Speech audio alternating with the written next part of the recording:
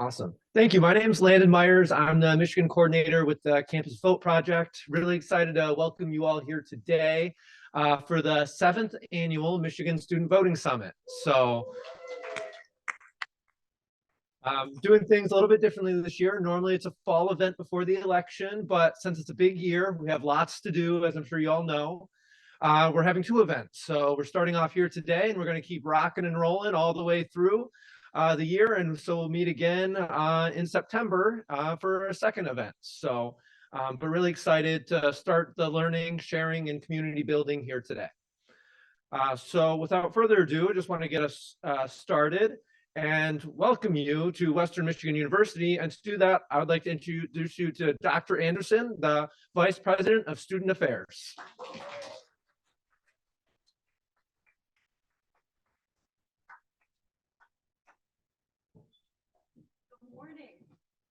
I am so excited to see you all here today, and especially shout out to Lake State. They came the longest, the furthest distance, so shout out to them.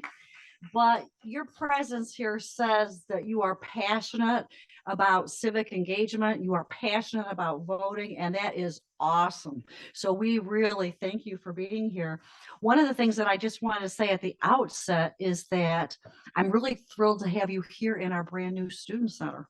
This Student Center, just to give you an idea of activism, it took me 30 years to get this thing up and running. So yes.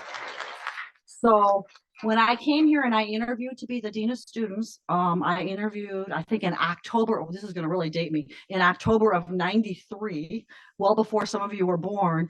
I interviewed on campus and I'm like, how come this campus doesn't have a student center? We've got all these amazing student leaders and there's no student center. That makes no sense to me. So I started, that just planted a seed in my brain. And I'm like, if I get the Dean of Students job here, we're gonna fix that. So we had a building across the street that's closed now called the Bernhard Center. It was a multi-purpose facility. So we started putting student center kinds of things in it. And then we started taking students on road trips to other student centers so they could see what they look like, and started really getting a list of things that students wanted to see in this building. So this building is the result of student activism and student voice, because we designed this building with students in mind. And so I hope you have time while you're here to take a look at it, because our students told us they wanted light, they wanted to have more of an atrium feel.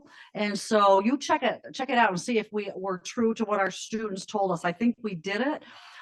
It shouldn't have taken that long, but I won't go into all the stories about that, but it's here now. So I'm grateful. And I share that only because sometimes it takes a while, but that doesn't mean you stop trying and making a difference. So I'm really thrilled that you're able to enjoy this facility today. So the importance of voting, I'm preaching to the choir here. So that's quite wonderful, but I just wanted to share with you, how important this upcoming election is, as if you don't already know, but it is. Last time around, the presidential election, 66% of college students voted. What do you all think about that? Do you think that's a good percentage? Okay, all right, let's clap for that. But so my challenge is, let's beat that statistic this next time around. I think we need to beat it because there is so much at stake. So I'm challenging you all, because you are the movers and shakers, to beat that 66%. And I believe you can. I really believe you can. The thing that I have learned, I've talked to some of our student leaders, and there is not a lot of enthusiasm for the people at the top of the ticket. Is that true on your campuses too? When I asked, they said, I'm like, okay, but that should not derail us. If anything, I think that needs to motivate us even more. And the reason I say that is we gotta pay attention to the issues. What's important? Who do these people surround themselves with? What are their priorities? What are they paying attention to? So what I want to ask students is this. So what issues do you care about? Is it women's issues? Is it generational wealth? Is it infant mortality? Is it sustainability? Is it voter suppression? Is it diversity, equity, and inclusion? Right now, we've had 2 states outlaw diversity, equity, inclusion, which is blows my mind, but that's happening. There are a lot of things like that that are happening in our government, gerrymandering, so voter suppression, all kinds of things that take away student voice, well, actually anybody, citizens' voice. And so, and frankly, we're not the only country where this kind of thing is happening. You can see it globally, where you see autocracies becoming more and more powerful and democracies becoming weaker. So I believe this is the time where we really absolutely have to mobilize and get people out and passionate about it. I think sometimes people take current things for granted and don't recognize that those things could slip out of our hands and be taken away if we don't pay attention. So we got to wake up and we got to pay attention to what's happening all around us. So I am thrilled you are here because you're going to help everybody wake up. We got to have loud voices and really, I would say, concentrated voices. So one of the things that I wanted to mention is the importance of, not once you identify the issues you care about, building coalitions. We got to build coalitions, because I think when you talk to students, one student at a time, and you find out what they're passionate about, bring them into the fold, bring them in one at a time and bring them into the fold and get them engaged in things that are important to them. Because as we start doing that, I think, when a snowball rolls downhill, it gets bigger and bigger and it gets more and more speed. So we got to bring people in one at a time and build coalitions that are really going to get out there and be loud and proud and make a difference. So that would be one piece of advice I would give you. The other thing is collaboration. The fact that we've got students and employees and staff from many organizations, from many institutions here today is awesome. The coalitions will make a big difference, because it's always important for us to know we're not alone. Because I think that sometimes the challenges seem daunting, and if we feel like we're the only person that's involved, it slows us down. But if we see other people are championing the cause too, we are much more inclined to get involved. So build collaborations so that we can really take the state by storm and really get people out and about. That would be one of the things I would say. One of the trailblazers for voters' rights in this country is John Lewis. You've all heard of John Lewis. I found this interesting. When I was checking, Googling him, November 1st, 2021, this is what he said. My greatest fear is that one day we may wake up and our democracy is gone. Given what is happening with the erosion of democratic principles globally, his fear was not based on nothing. He was looking at his crystal ball and saying, wake up, people. We cannot let that happen. But one of his favorite quotes for me is, get in good trouble, necessary trouble, and help redeem the soul of America. You see people wearing good trouble shirts. I mean, people understood what he was talking about, because when you become an activist, you're standing out, you're speaking up about things that are important. And sometimes people don't like that. That should not matter. We should be about focusing on the things that are important to us and speaking up and standing up and letting our voices be heard. So get in good trouble, get a whole lot of others in good trouble with you, so that we beat that 66%. That's my message to you this morning. And I know that you'll have people like me on your campuses that are really willing to help.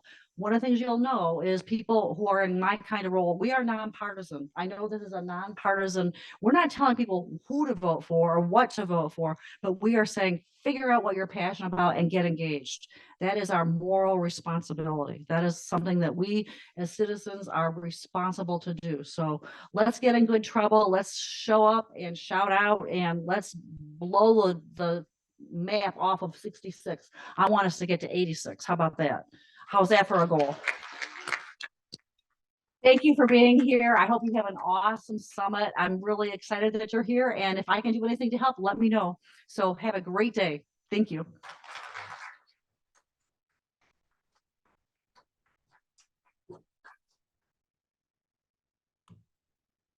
Awesome. Thank you so much, Dr. Anderson. That was awesome, and directly exactly what we're here for today, and really making that difference, getting student voter engagement up, repeating the success we've had in Michigan. In 2022, Michigan had the highest youth voter turnout in the country. So I think it's our job to make sure we don't lose that title. We got to keep it here. We got it once. We got to get it again. We're not going to lose it. So, awesome. So first, I just want to also welcome our virtual attendees. This is being live streamed, and so we have some people on Zoom. The live streaming is being supported by MichiganVoting.org, so thank you to them. And virtual attendees throughout the day, you have questions, feel free to use the chat and drop questions in during our sessions. I also want to thank you to all of our partners. So this event has been hosted for the last few years by the Michigan Department of State, Campus Vote Project, and then the host university or campus we're at. This year, of course, being Western Michigan. Yes. But we also couldn't do this event without the support of other partners as well. Kalamazoo College, the Center for Civic Engagement has been a great help. They're going to lead some sessions today. All Voting is Local, Promote the Vote, the League of Women Voters, and the Michigan League of Conservation Voters. And so I just wanted to thank you to all our partners, and you'll hear more from all of them throughout the day at different sessions, at different points in time. So thank you to all of them. Okay, so we're just gonna quickly go over the agenda. We're doing the welcome and overview now. Of course, as you can tell, things got bumped a little bit today, but that's okay. We have buffer time built in. And so we are going to start with the election education breakouts. There's going to be 2 sessions. This one, it's slightly wrong in the printed agenda. The only thing today we're going to err on, but we'll do that in a minute. Voting basics, and we'll talk more about what that is in a second, and the voting rights dialogue. At 12, we'll do local government panels, government elections 101, and students' roles at the polls. We'll do a keynote address at 12:50, a lunch and organization fair after that. And then the second half of the day, we'll do mock elections. We'll have action planning sessions if you're just getting started or evaluating the work you're already doing, and a high school engagement program. And then at 3:45, we'll do policy and issue advocacy, and then we'll close out the day. Sound good? Awesome. So the last thing before we get into that first session, if you're taking pictures today, awesome, encourage that. And if you're putting it on social media, sharing it out, you can use the hashtag #MIStudentsVote. I know hashtag not everyone does it quite as much anymore, but you can, it's a thing. So if you want to, that's what we've been using, and it's a good opportunity to share that. Okay, so election education. We're going to do 2 sessions. The first one, it's going to be in 2211 and 2213, which is just outside. This is if you really don't know too much about election law. If you are really at the sort of those beginning stages, or you know a little bit, but you want to know more, that's a session for you. And so we'll be in small group discussions led by some students, talking about just some of that basic information.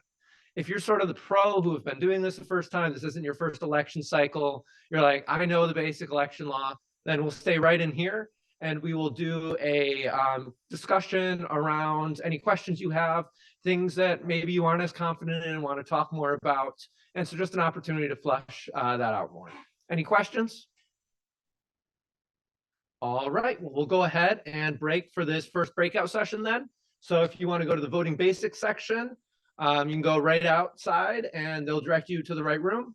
And if you want to stay for voting rights dialogue, we'll stay right in here. So break.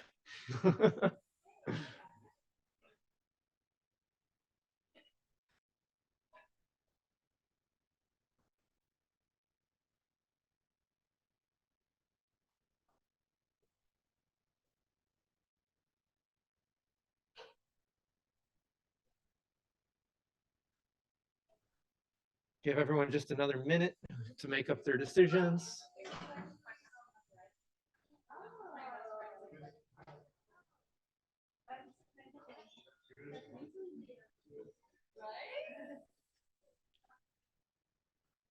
All right, so it looks like you all decided voting rights dialogue. That is awesome. I'm not leading the session. I'll pass it over to Mackenzie Waltz, who is, and she can introduce herself more. All right. Good morning, everyone. I'm so excited to see you all here from so many different universities. It makes me miss my college days.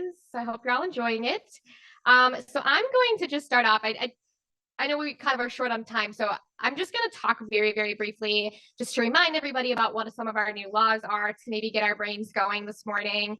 And then I'm going to jump right into just some question prompts we have that you all can start asking questions or joining in a conversation here amongst us today. First, I'll introduce myself. For those of you who don't know me, my name is Mackenzie Walls. I am the Election Protection Counsel at Promote the Vote. So I do a variety of things from clerk engagement, voter education. We do a lot of policy, advocacy, and research and implementation. So I'm here today just to kind of help facilitate all of you in a conversation about what you're seeing on campus, what might be confusing to you, and what issues you think you might need to work through this year. Let's see. Oh, I think he has to hit the button. Ben, do you want to see if he... What? Oh, do you have it? Okay, thank you. So I can do it without the list. I know the law. So, okay, the first one is going to be obviously early voting, which some of you might already be familiar with. That is new as of this year. Every city and township has to offer at least, perfect, thank you. Every city and township has to offer at least 9 days of early voting, and for at least 8 hours a day. They can offer up to 29 days of early voting. We know some cities and townships are planning to offer more than the required 9 days. So a couple of issues that can present, right, is it's not going to be uniform in every city and township. So there's going to a lot of local education is going to be important. I see a lot of nods. You all know this battle's coming, right? So it's a really exciting opportunity to get people out and ready to go early. It's just going to require a lot of localized education. Election Day Vote Centers is something that's new. I put a question mark for a couple reasons. An Election Day Vote Center is a place where people can go to both register to vote and vote a regular ballot. So right now you have to go to your clerk's office, your clerk's satellite office to register. And if you want to vote there, you have to vote by absentee ballot. Election Day Vote Center allows you to vote like you would at your polling place or your early voting site. Fill out that ballot, you put it in the tabulator. It's less administration. Put a question mark because with the way the law is, only certain cities and townships will qualify for these. They have to have had at least 500 same-day registrations in either or both of the last 2 November general elections. So we think that might be like East Lansing, Ann Arbor. I haven't really looked at the data. We're not sure if they qualify or if they're going to offer them, but it's something to keep on your radar. It could be really great for students. Absentee voting improvements, there's been many of them. For those of you familiar with Prop 2, prepaid postage, great thing for students who maybe aren't all that familiar with the mail system. It's just the truth, right? An extended deadline if you're studying abroad and you get an absentee ballot, right? It just needs to be postmarked by election day and needs to be received by your clerk within 6 days after. New ballot tracking online, permanent mail ballot lists. This is all really exciting, but again, as you know, really different situation for students with absentee voting. Not always as proactive. If they're voting at home, they might not realize they can't return it to the drop box at school. They got to go back home and return it by Dropbox, right? All of these little nuances that make the student education a little bit different than the general education. And the last thing I'll just kind of highlight here is Michigan used to have a ban on paid rides to the polls, but that has been repealed. So we're hoping, expecting that some nonpartisan, nonprofit organizations and maybe even some party organizations will be running programs to help take people to their voting places, which could be really helpful for students living off campus.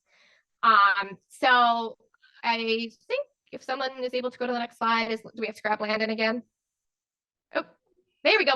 Oh, nope, one there, that's perfect. All right, so these are some questions that they put together that we can kind of chat through in no particular order, whatever you all want to talk about. I'm assuming some of these microphones work. I try to, or I guess I can always just pass you this one, but so what questions are tough for you to answer? So maybe you've been getting some questions on campus and you're a little confused, right? Similarly, what's confusing you the most right now? What's something that you wish you had learned sooner in your, voter education journey that you could share with others? What's the main thing students just aren't doing correctly, right? Where is there maybe a knowledge or an education gap on your campus? What do you still need to know that's kind of a little murkier or open-ended for you? And then also very important, what misinformation are you seeing the most? We know misinformation is spreading really fast, especially online. Unfortunately, we don't expect that to go away leading up to November, especially with students. So that will be really important to share as well. So I'll kind of open it up to any of you. Those those are just prompts. Please feel free to share or ask whatever questions might come to mind. But I will see if I can turn on one of these microphones. Let's see. Okay, good. Yep, great. This one works. Oh, perfect. Thank you. Thank you.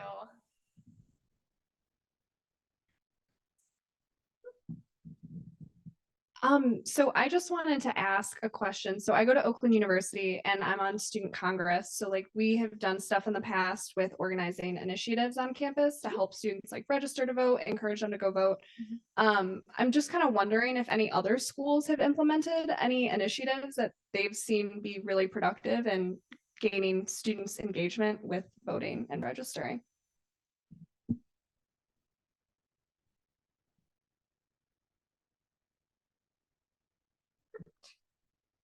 All right, should I introduce myself? Or okay, so hi, my name is Gina. I currently work for the Student Perks, but my senior year of college, which was last year, I interned with a candidate. And something that I noticed, so I went to MSU and this was like really successful.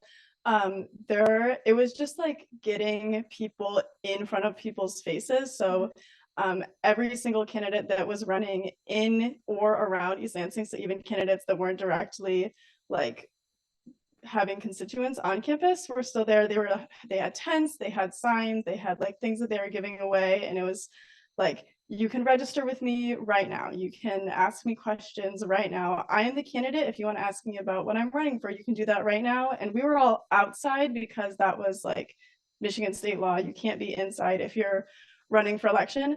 But then the county clerk was inside and they were like, you can ask me questions that you don't want to talk to the candidate about. You can register with me right now. It's 9 days of early, because we implemented 9 days of early voting early. So it's like, you can actually vote with me right now. And since it was the clerk, you didn't have to be like registered because it counted as like a satellite clerk. And that was really successful. I remember I just had a sign that was like encouraging people to vote, not even like I can register. It's just like, you should vote. And people were coming up to me and they're like, you know what? I wouldn't have voted if you didn't have this ginormous sign in front of you, but now I will vote literally right now. So I think just encouraging people to like be where the public is at all times for like 2 weeks coming up to the elections it was really successful at MSU. Yeah, I'm gonna add just from a legal standpoint here. So I think that's amazing. I'm really excited to hear that went so well. Just an important thing to keep in mind in Michigan, if you register to vote in that election within 14 days, it has to be done with your local clerk with proof of residency. So if you had the local clerk, so if I'm not sure, I think it might be Rochester. I am from Oakland County, so I'm somewhat familiar with Oakland University, but if you have that clerk there, right, then they could treat it as a satellite office and register people within that 14 days. Otherwise, those drives, got to be before that time period, or so they can vote in that election. So just to throw that out there as you're dipping your toes in the water. We do also I have a document it's a voter registration drive primer, has a bunch of questions and answers if you're kind of want to make sure you know what you can and cannot do. I have that out there if you're interested in that. So I think somebody else might have their hand raised as well. Maybe not. Oh, there we go. Hi, my name is Candace. I go to Michigan State. I'm currently a junior. Hi. And I honestly just wanted to touch on like what kind of misinformation I see honestly on campus. And like in terms of misinformation, there's a lot of people that like seem credible just with a clipboard, and they're just like taking people's information to vote or to register, excuse me, and they're just saying like, hey, we'll register you once you give us like your information stuff, but then they just don't do that. And like a lot of students end up like trusting these people, and then they like end up a lot closer to the election realizing that they're not even registered at all. And it's just a big issue that we're trying to address. And like the main thing, at least with MSU right now, we're just trying to push people to register early in particular, and just to like vote early as well, since there were a lot of issues with the lines last election cycle. So yeah, that's what I wanted to touch on. Really great thing to share. And I think, even just putting out there that nobody in Michigan, nobody can register you. You have to fill it out. You have to sign it, right? They can pre-fill some stuff out, but you have to sign it. If you don't sign the piece of paper, you're not getting registered, right? So how to get that message out is a battle in itself, right? Go ahead. Andrew C's comment, like in the chat. Yeah. But furthermore, like a lot of students think that like polling places and silent clerk's office are the same thing. So I was at a presentation and someone was like advocating for election day off, for example, and they're like, yeah, Ann Arbor only has like one polling place. And I'm like, oh, that's really, really not true. Because we have 2 satellite clerk's offices on our central and north campus, and we have a plethora of polling places. So the problem is that students went to the satellite clerk's offices when they're already registered their most current address and not their polling place. So they're in line for 6 hours and like, wait, I could have been at my polling place, for example. That's a lot of misinformation that I've seen. Students just like not knowing the difference and not knowing the address the difference. But furthermore, like students move a lot throughout the year and they don't know they need to re-register. That's also a problem as well. Great points. Very great points.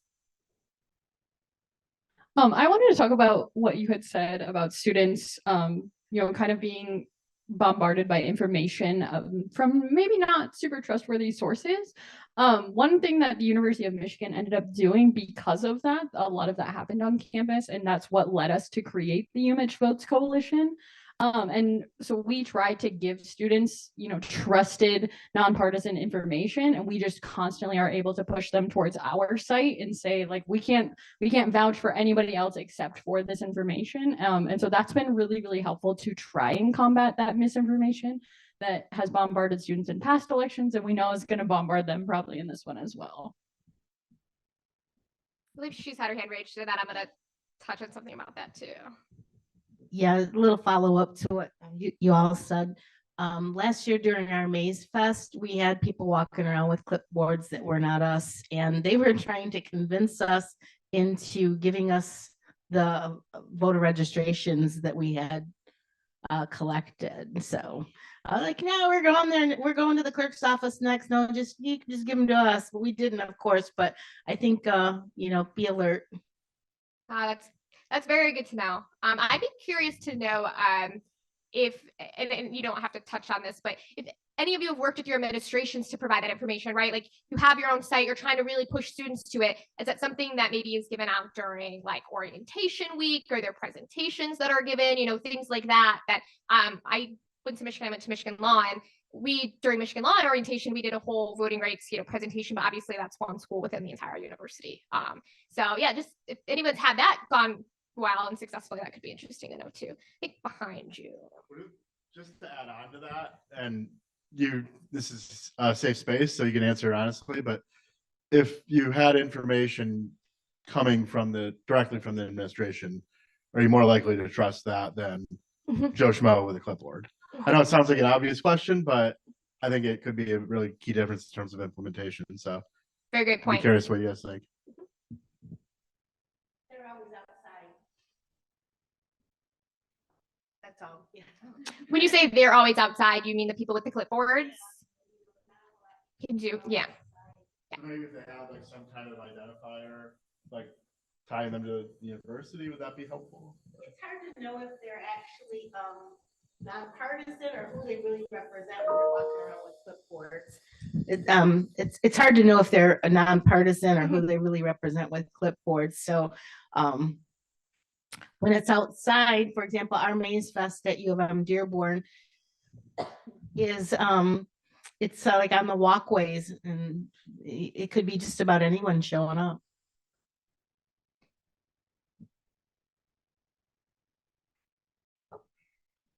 Getting my steps in. Yes, thank you.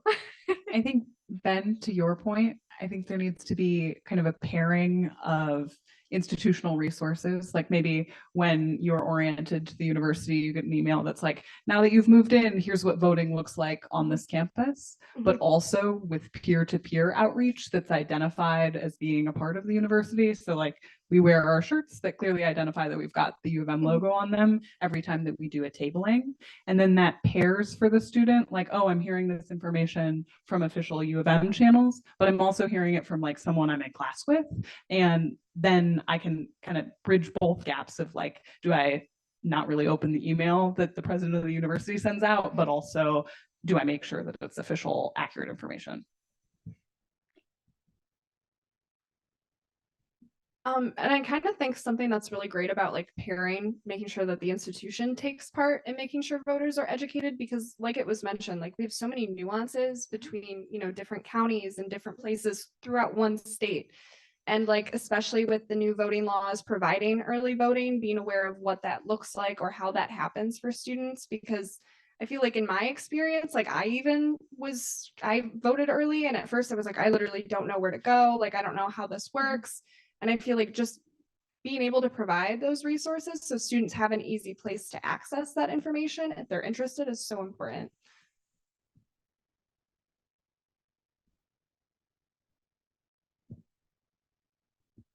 I love hearing this advice that's coming down, and I know that there's misinformation and people sometimes want to be fast or expedient, or you've waited to the last or something. You're busy working. But there's another resource, and I am with the League of Women Voters, and I always say that is a community trusted source, and they have vote411.org, which is even if it's last minute or even if it's something that you need, will take you to a trusted source of information. And we also push that make a plan so that students everywhere know and are sharing, what are you doing? How are you going to get to vote? Are you registered? Where are you registered? So that the conversations like the dialogue we're having here is so important, because sometimes you don't think about it. You've got a life, and then all of a sudden you are thinking about it. So that's it.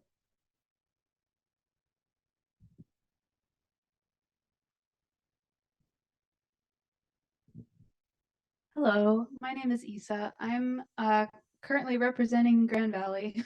So anyways, I am very new, but I know in fall planning mode, because that's what we're in right now, there are a lot of different events that we're hoping to, get people registered at least, if not have a satellite clerk's office come and table.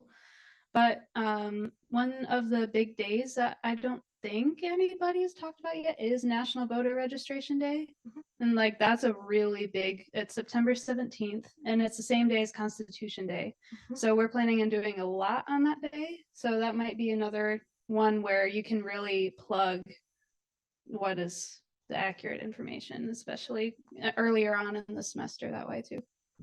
Yeah, that's a great thing to mention. If you can jump on board something that's already kind of being talked about and promoted, that's always very helpful. Does anyone have anything? This is all really wonderful. Anything that you've been confused about yourselves, or maybe that you've gotten questions you're not sure the answer to? And Ben, if you're saying stuff in the chat you want to share out, feel free to chime in at any point. Okay, great. I'm just not really paying attention, so.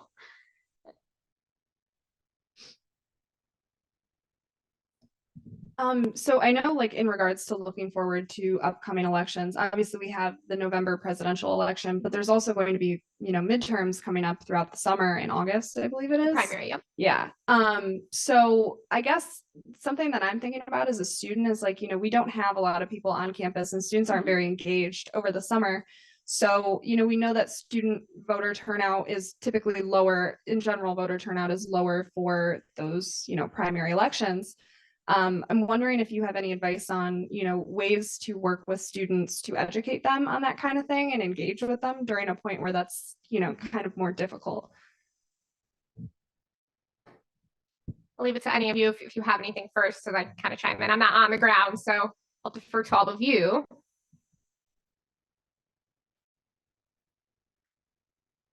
I think one way, right, is some of you are with, I'm sure a lot of you here are here because you're with a student government or an organization or something on campus, right? You're very involved. And I don't know how effective your maybe like social media groups or emails are, but you can always still contact that way. I think it also presents an interesting problem, right? Especially for somebody at Oakland, right? You're going to have out-of-state students, but I'm sure you also have a decent amount of in-state students who maybe are going to vote in the August election back home. And are they going to be like, where's their registration at what point in time? So they might say, oh, I am registered, not, but they're registered back home for the August one, and then they have to re-register on campus. So I think that is something to keep in mind, that election happened, and that could be a talking point when you're registering people. Like if they say they're registered, say, oh, make sure you know where you're registered. Because they might have to re-register if they want to vote on campus. But yeah, if anyone has any thoughts about ways to stay in touch during kind of the off season, so to speak.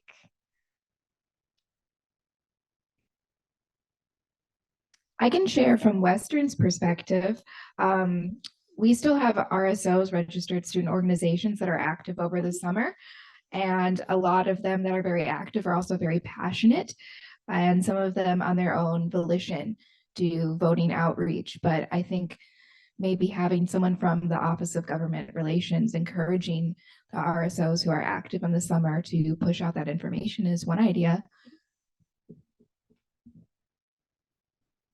Hi, I'm Jordan. A little older than most people in this room. I'm a former/current election administrator, working at the local government level, and also a consultant that works with governments to help improve election administration and democracy practices.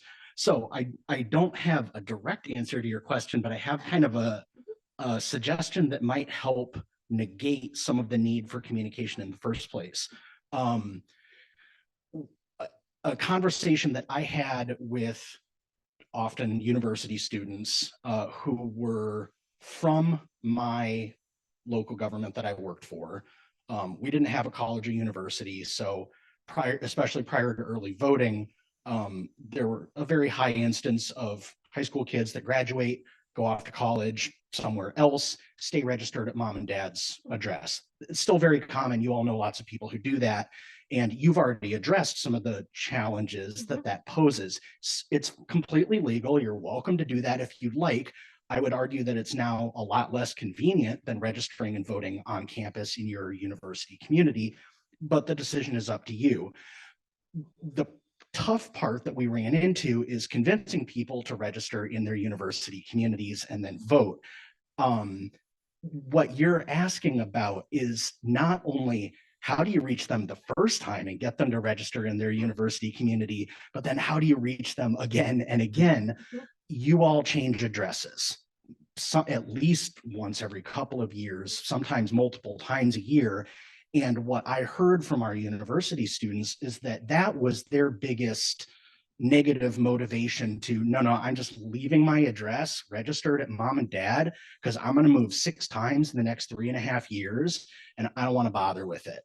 So for me and for my team, we found that messaging about how easy it is to re-register, that you could, the message that we used was, you can do it in 40 seconds on your phone, not under a minute, not 10 seconds. Both of those are lies. We timed it. You can update your voter registration from your phone in about 40 seconds for an average typing speed. And if you can connect with them that first time and then tell them, hey, register right now at the address where you live right now, and there is no penalty. You can re-register, you can update that address as many times as you want. You're going to move 6 times? Cool. Change your address 6 times. You can do it as often as you like. And if they hear that the first time, not only does that lower the barrier of concern, that might prevent them from registering in their university community in the first place. But then even if you never get to connect with that student again, if you don't have a student organization that's able to do that outreach, you never see that person again, but they remember, I can do this in 40 seconds on my phone. Cool, I'll register at my dorm right now. And then when I move for my summer internship, I'll register there. And then when I move back to campus to an apartment, I'll register again because it's 40 seconds on my phone every time. So sometimes if you can package information together in short bites that complement each other, it reduces the need to actually get back to that student 3 times over the course of a 1.5 years. Yeah, I think that's a really, really interesting point. It kind of also leads me to another question of how many of any of you, when you're communicating with the students on your campus, are discussing the issues versus just voting and the voting processes, right? I mean, obviously all of us really care about voting in general. We would not be here on a Saturday if we didn't just love the democratic process. But right, some people hear that and they think, well, what does it matter where I register and vote? What does it matter, right? I mean, there's the convenience factor. There is all that processy conversations you can have, but I'm wondering, do any of you take a different approach? Like, this is why you should register here at this address because you care about this race and you care about this, and that's happening on campus. Yep, go for it. at like U of M Ann Arbor, there are a lot of like out-of-state students or a lot of students that are not from Ann Arbor, for example. So we don't tell them like what races to vote for, but we give them things to think about when considering whether or not to vote in Ann Arbor or in their home state or like their home city. Like, are there any local races that you care about? People might decide to vote back at home because like they're familiar with like local politicians there or judges there. So we just tell them things to consider because it is more convenient to vote on campus. You can say that, but it might be more connected to your home issues. So we try to raise that issue up a lot. I think right behind you if you want to pass it. Thank you. Oh, so hey everybody, my name is Jack J. Brown. I'm from the University of Michigan Flint. Similar to Ann Arbor, there's also a lot of people who are out of mostly not out of state but out of county usually who are registered, and what we try to do is a multitude of ways. So I'm almost a part of an organization called Term Turnout, and we have dinners for democracy. So, and that either could be about focusing on elections themselves. Like last month we talked about presidential primaries, or we talk about specific issues like redlining and other issues in a nonpartisan way, so we can just give people the facts and information about it to make sure that people know, students know what's happening on their on campus and things. It's great.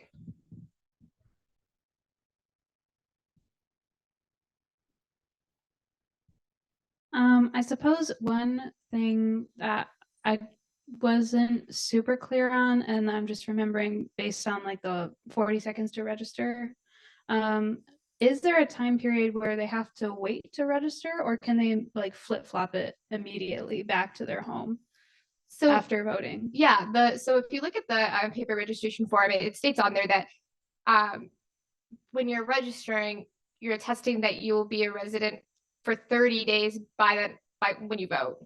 So if they want to turn around and then re-register back home, I mean, presumably there's not going to be another election within 30 days of November, whatever the date is. I should remember that. But they're so to where like by the time they would vote in their hometown, right, they would be a resident of their hometown for 30 days, because in Michigan, it's different for students, right? You're a resident home, you're also kind of a resident there for voting purposes, right? You can kind of pick which one you want to vote at for those purposes. Yeah, so that's a really good question. There's a lot of nuances with those, and I know that sometimes some questions that come up as well is what all of those nuances are and what it affects. Okay.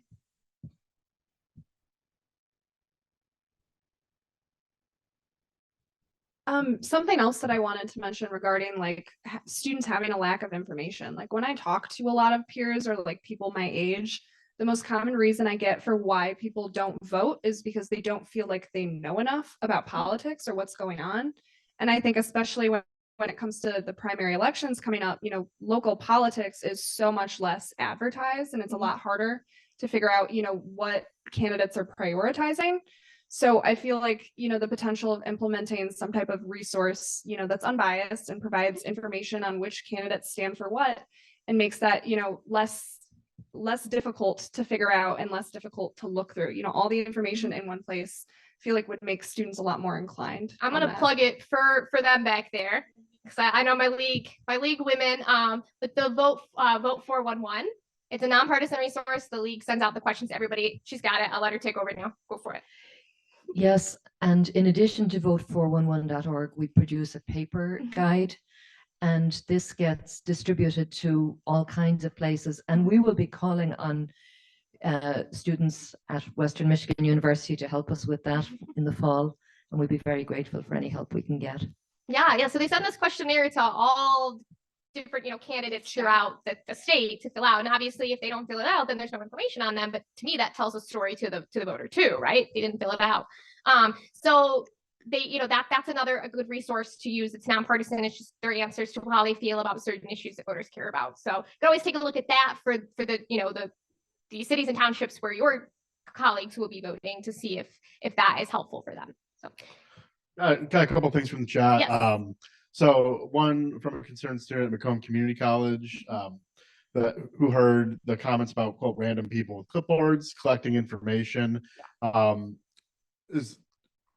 can you say about the information that you're being asked for when you're registering to vote, to sort of address those concerns and make sure that someone is more comfortable providing that information? And then the second question is from a CMU student.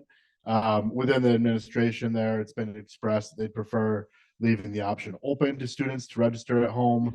Do you think we should be pushing for students to register on campus or at home? Is there a preference?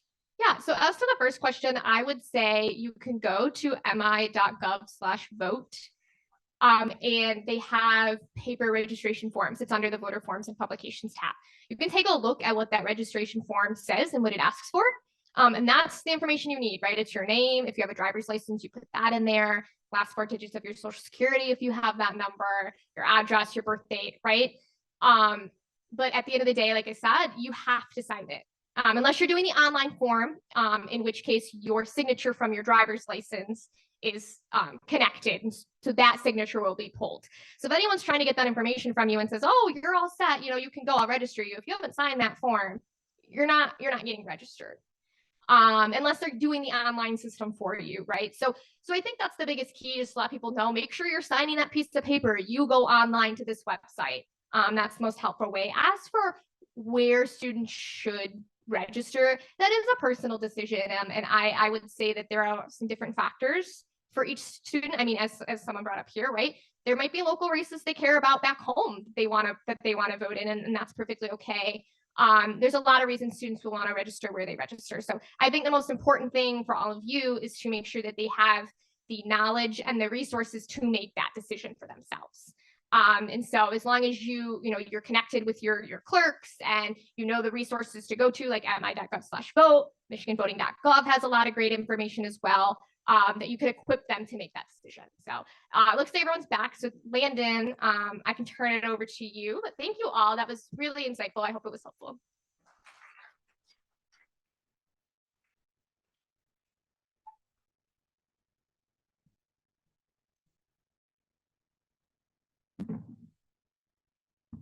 How was that first session, everyone? I know I had a great conversation with some students in the voting basics section. Hopefully you all here in the voting rights dialogue had a great conversation too. Anything in particular stick out? Volunteer at the polls, absolutely. And that's really important. We definitely need, and you can work the polls too and make a nice check. So be a poll worker. Awesome. We're going to go ahead and move on to our next section. Oh, there's breakouts for this, I believe, but I must have missed that slide. Oops, now I'm messing up all the slides. Sorry about that. We have breakouts. Does someone have the program? Yep, I know. I'm just sorry about that. Okay. Oh, actually I have it here. Here we go. Here are the breakouts. We got the local government panel that will be in here. We got government and elections 101, which will be in 2211/2213, and students' roles at the polls, which will be in 2209. And so we'll go ahead and break for that. Again, the rooms are local government panel, stay here. Government and elections 101, 2011/2013, and no, 22, sorry. And then students roles of the polls 2209. And then virtual attendees, we'll just give it a second and we'll start the local government panel in just a moment. Okay, break. All right, guys, thank you for being here at our panel. We've got 3 elected officials for you. We've got Portage City Councilman Chris Burns. We've got the Kalamazoo Mayor, David Anderson, and we've got Kalamazoo City Commissioner Chris Pradle here. So if you guys could come up to the stage, that'd be great.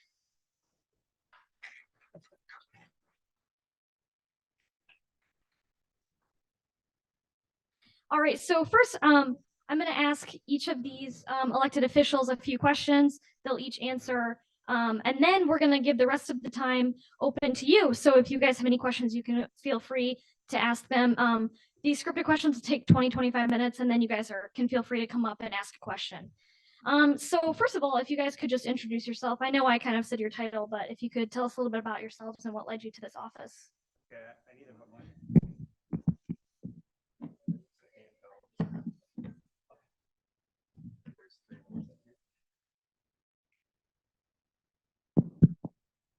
Okay, I need a volunteer who wants to help me. Raise your hand. Very simple job. If we talk for more than 2 minutes each on answering these questions, we will go over and there won't be time for Q&A. So if it seems like I've gone more than 2 minutes answering any question, I need you to like point at me. Okay. So I'm Chris Burns. I'm a city council member for the city of Portage, and our responsibilities, we are the legislative branch of the city government. We operate in something called a council manager form of government, which means what you would think of as the executive branch functions, like what the president does, are handled by a hired person, a city manager. And we have the responsibility of setting laws and passing budgets for the city of Portage. Thanks. Hello, Chris Pradle. I'm a city commissioner here in the city of Kalamazoo. Good to see everybody. It's awesome that you're all here. Just out of curiosity, who's from outside of the city of Kalamazoo? All right, I love that you're here. It's an exciting time for the city of Kalamazoo. I just do want to take just a minute really quickly just to acknowledge that I know that just kind of recognizing there are 3 middle-aged white guys up here. And but well, I mean, we're pushing 40 here, Chris. We've now escaped that we're getting there. We're pushing. But I also just want to recognize, like, at least in the city of Kalamazoo City Council, we have a very diverse community that's I'm very proud of. And our council, our city commission, which is like our city council, very much reflects our community. We have as many women as men. We have 3 members of the BIPOC community on our city commission. And so I just want to take a second to acknowledge that. But I do want to say, you know, our city commission form of government, we also have a city manager form of government, which means it's kind of like a board of directors where you'd have an executive director. We have 7 people. We have an awesome mayor who's been on city commission for 20+ years. We also have a vice mayor, and then we have 5 city commissioners. I'm one of those city commissioners. We are staggered elections, so each 2 years, a different side of the commission is up for re-election again. And so it's kind of fun because there's always somebody who's there who's got a little bit more experience, and then you got a whole new crop of people coming each time that brings some new experience. So I'm happy to be here. Look forward to hopefully answering some questions. Thanks. Thank you, Chris. Thank you for calling me middle-aged. I appreciate that. So I do have the honor of being mayor in the city of Kalamazoo, but I have no more power than the gentleman sits next to me here, in that we work together. I don't get to veto things. I'm just one of 7 votes. So we operate as a committee, which is a really good practical lesson on how to work with people, because we don't agree on everything all the time. And that's what the country is like, and that's what the world is like. So get used to it, for better or for worse. But the act of coming together and having conversations about things that are important to us, and then trying to work on those things together is, I mean, that's the way things get done ultimately. And that is also a very satisfying and learning experience to do that with people and learning about each other. I will say that as somebody, I know you're a Western graduate, Chris. Okay. I also am a Western graduate, and I believe you were involved in student government here. Student body president, that's what I thought, yes. So I'm just warning anybody who might be involved in student government here, this could happen to you. So I'm just happy to be here just to talk about things that are important, hopefully. I know we got to focus on voting, but I mean, that incorporates many other things, which I think is just under the heading of involvement. So I appreciate the opportunity to talk about that. Yeah, thank you all. So many people tend to vote in federal and state elections, but they don't normally vote in local elections. Why would you encourage students to vote in local elections, and why is local government as a whole important? Okay, opposite order, great. Best person. Okay. So I want us to think for a moment here. What was the turnout in the most recent student government election here at Western? Oh, I was the elections chair. We had we had 4.5% turnout. 4.5%. I knew it was under 5. Yeah. So guess what? That's not really something to be proud of. And there was a big issue, which was kind of an additional fee on students, right? Yeah. Yeah. We had an uncontested election, which is why it was lower. An uncontested election, but the fee counted for something. when you get to the local elections, we never crack 20%.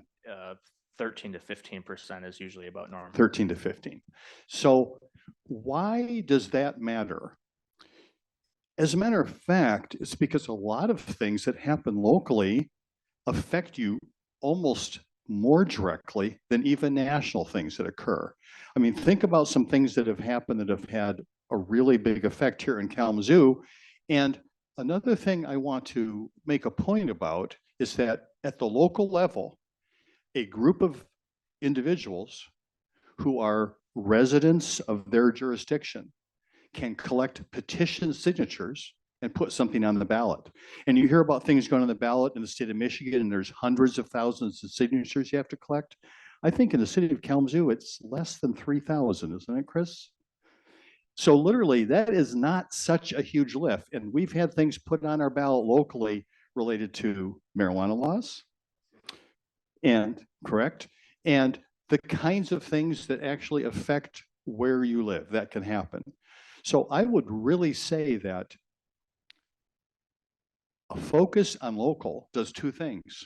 It can make a big difference to where you live, and also it can take away a sense of frustration that you might have when you're involved in local politics and it feels like your voice is so inconsequential, almost means nothing.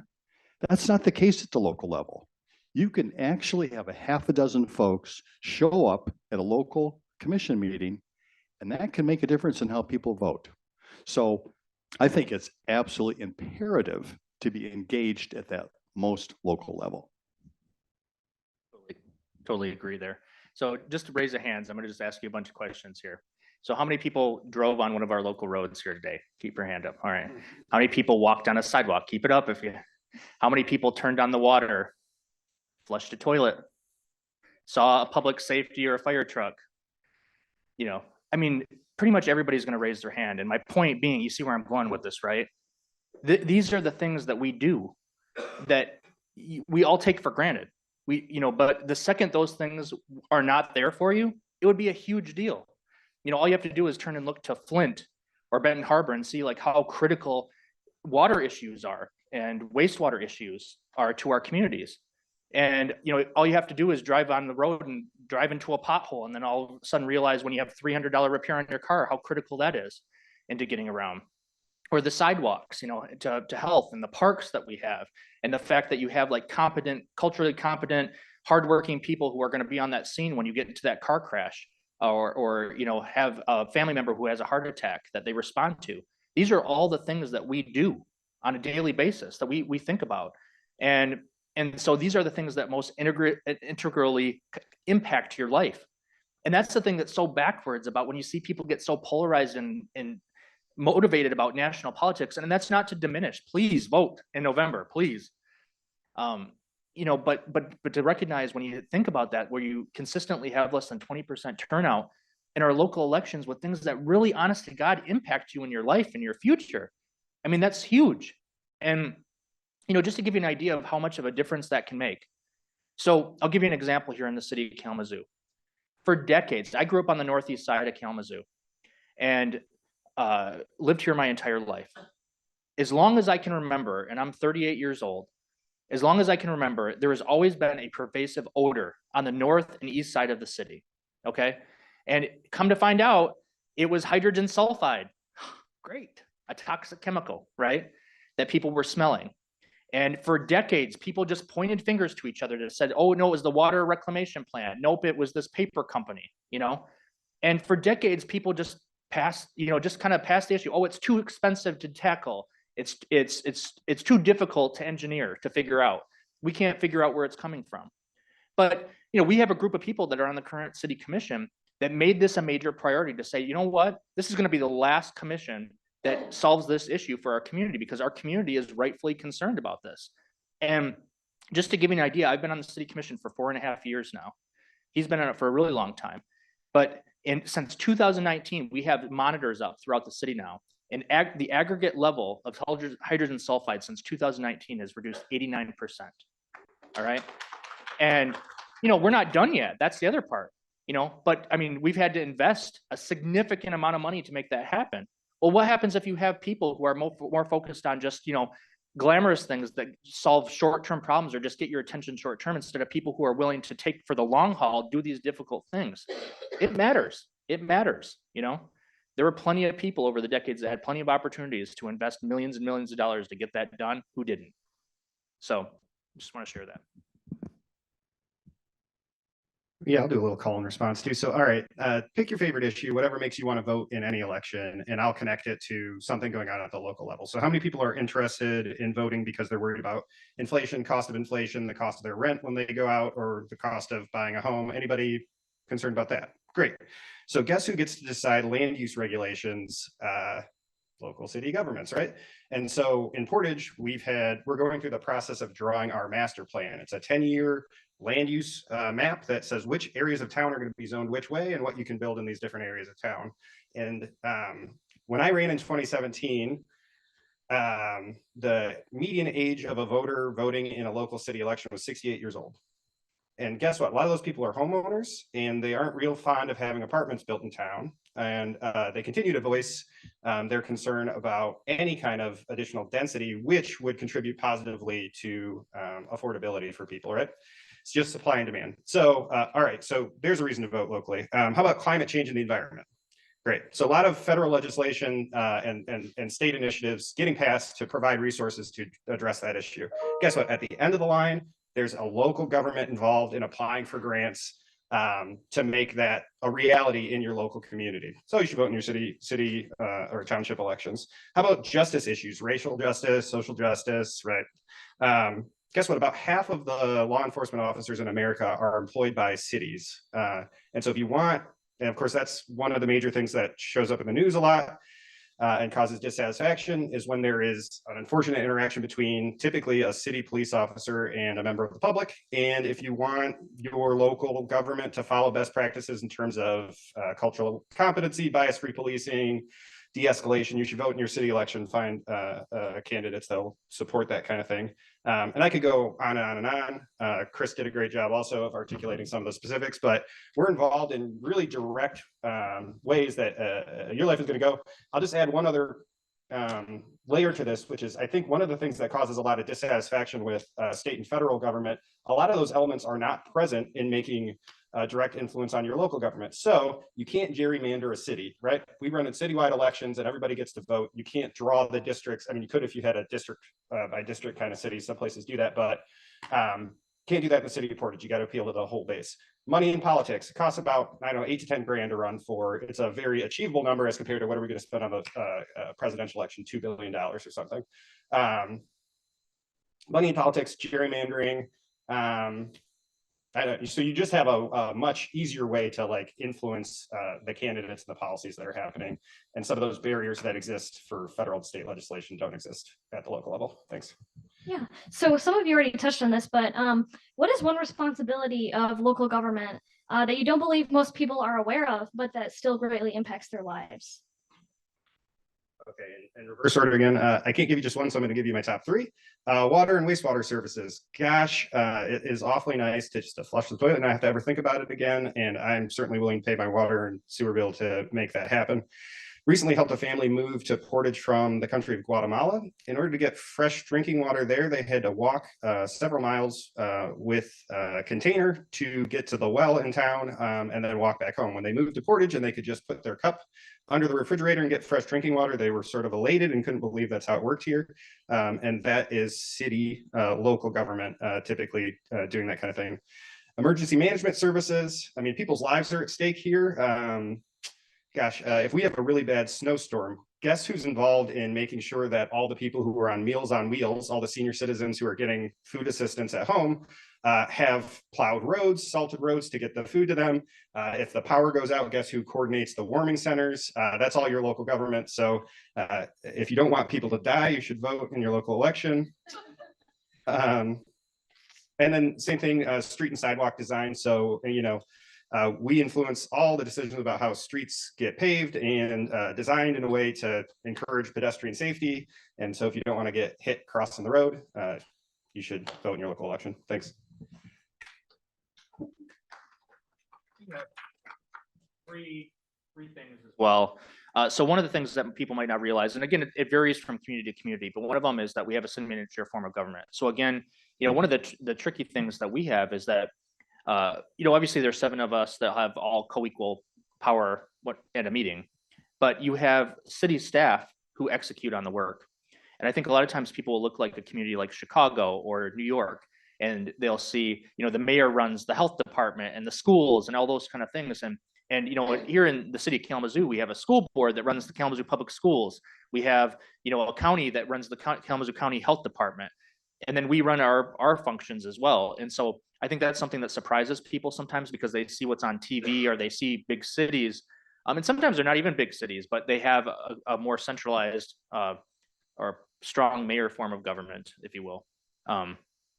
The other thing that I would say that is kind of surprising to people sometimes is that, you see a problem and you'd like to think to yourself, when government sees a problem, let's act, let's move fast, right? And it doesn't always work that way. And I have come to appreciate the slow like molasses kind of approach sometimes to government, because there's a real careful balance there between moving too fast and then realizing, crap, we did something that's not good for people, or missing out on an important voice at the table that should have provided something, right? And so it's such a careful balance with that sometimes. And one of the things, I'll give you an example here, over by Western, there's a stretch here on West Michigan Avenue right offside of campus. And over a period of one winter, there were 2 or 3 people who were either seriously injured or killed on icy roads or crossing the street, hit by a drunk driver.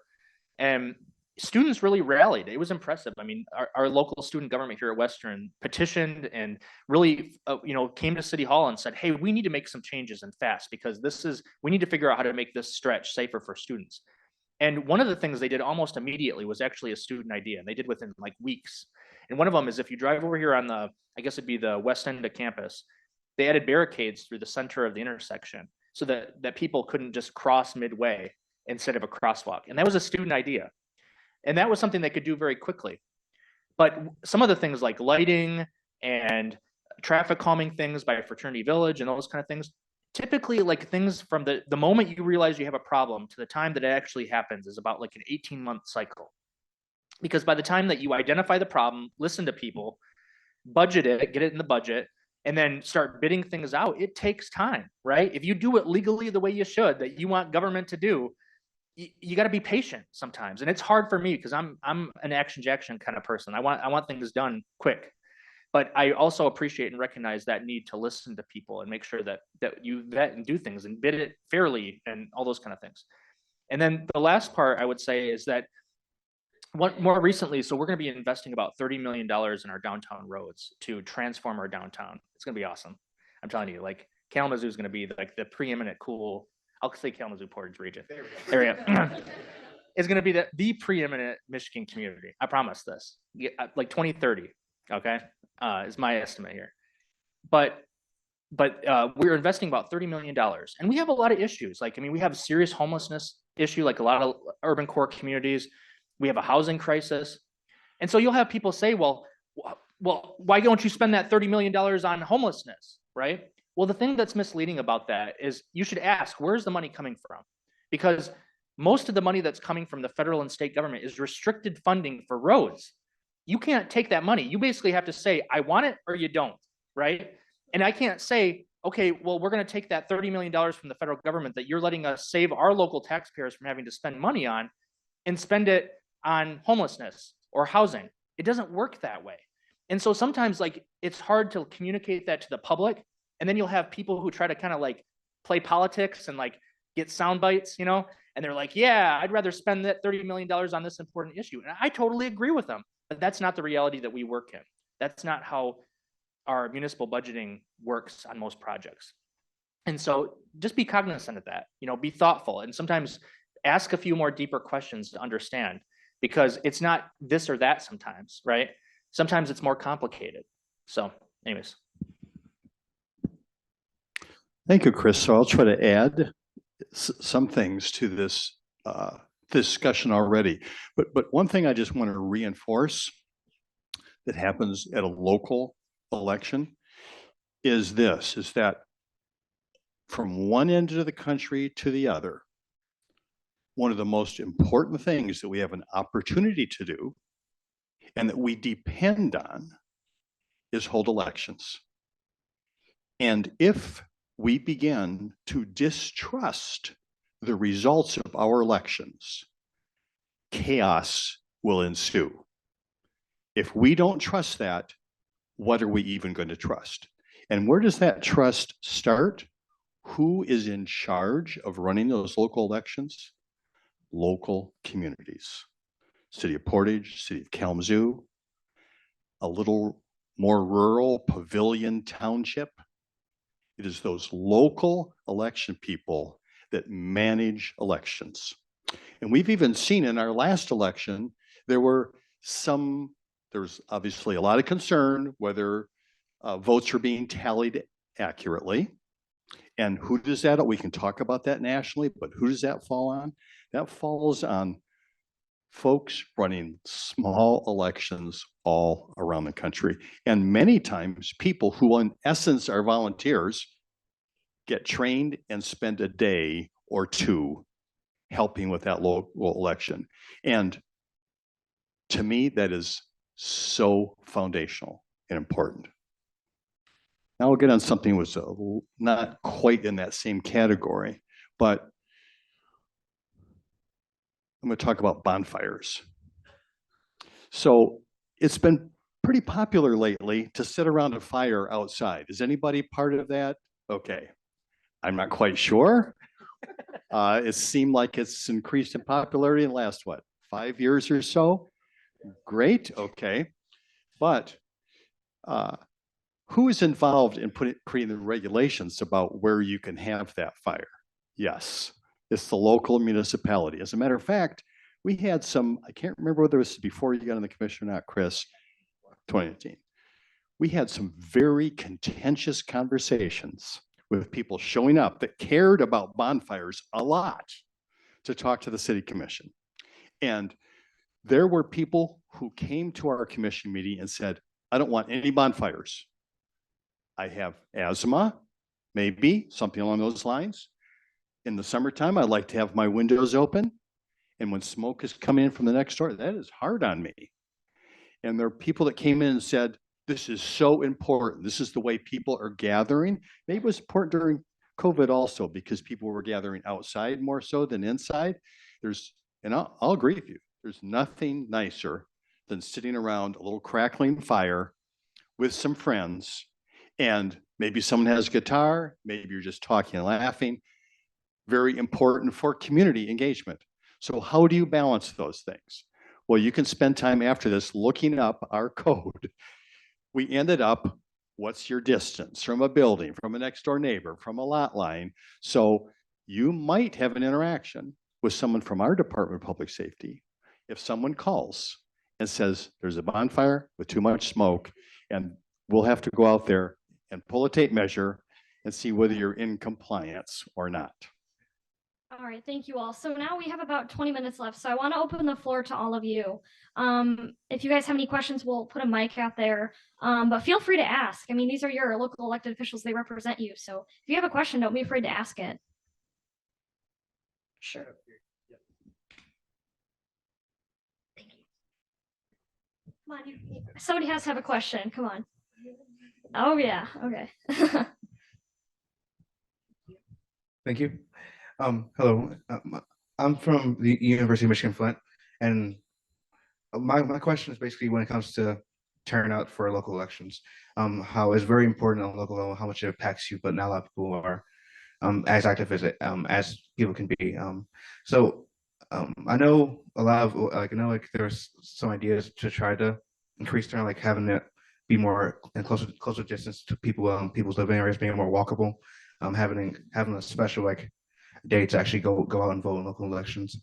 What advice would you give out to people from different communities and counties to tell their own local officials to try to increase the turnout for local elections?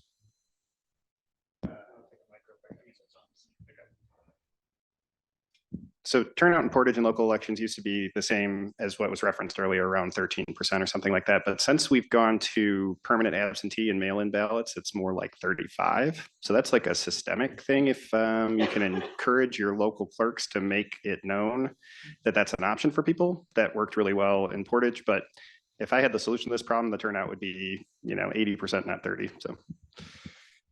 Back in 2020, so it was kind of exciting that I got to do this panel because one of my passions is voting. I voted in every single election since I was able, not have missed one. Doesn't matter if it's a school board, whatever. And there is nothing.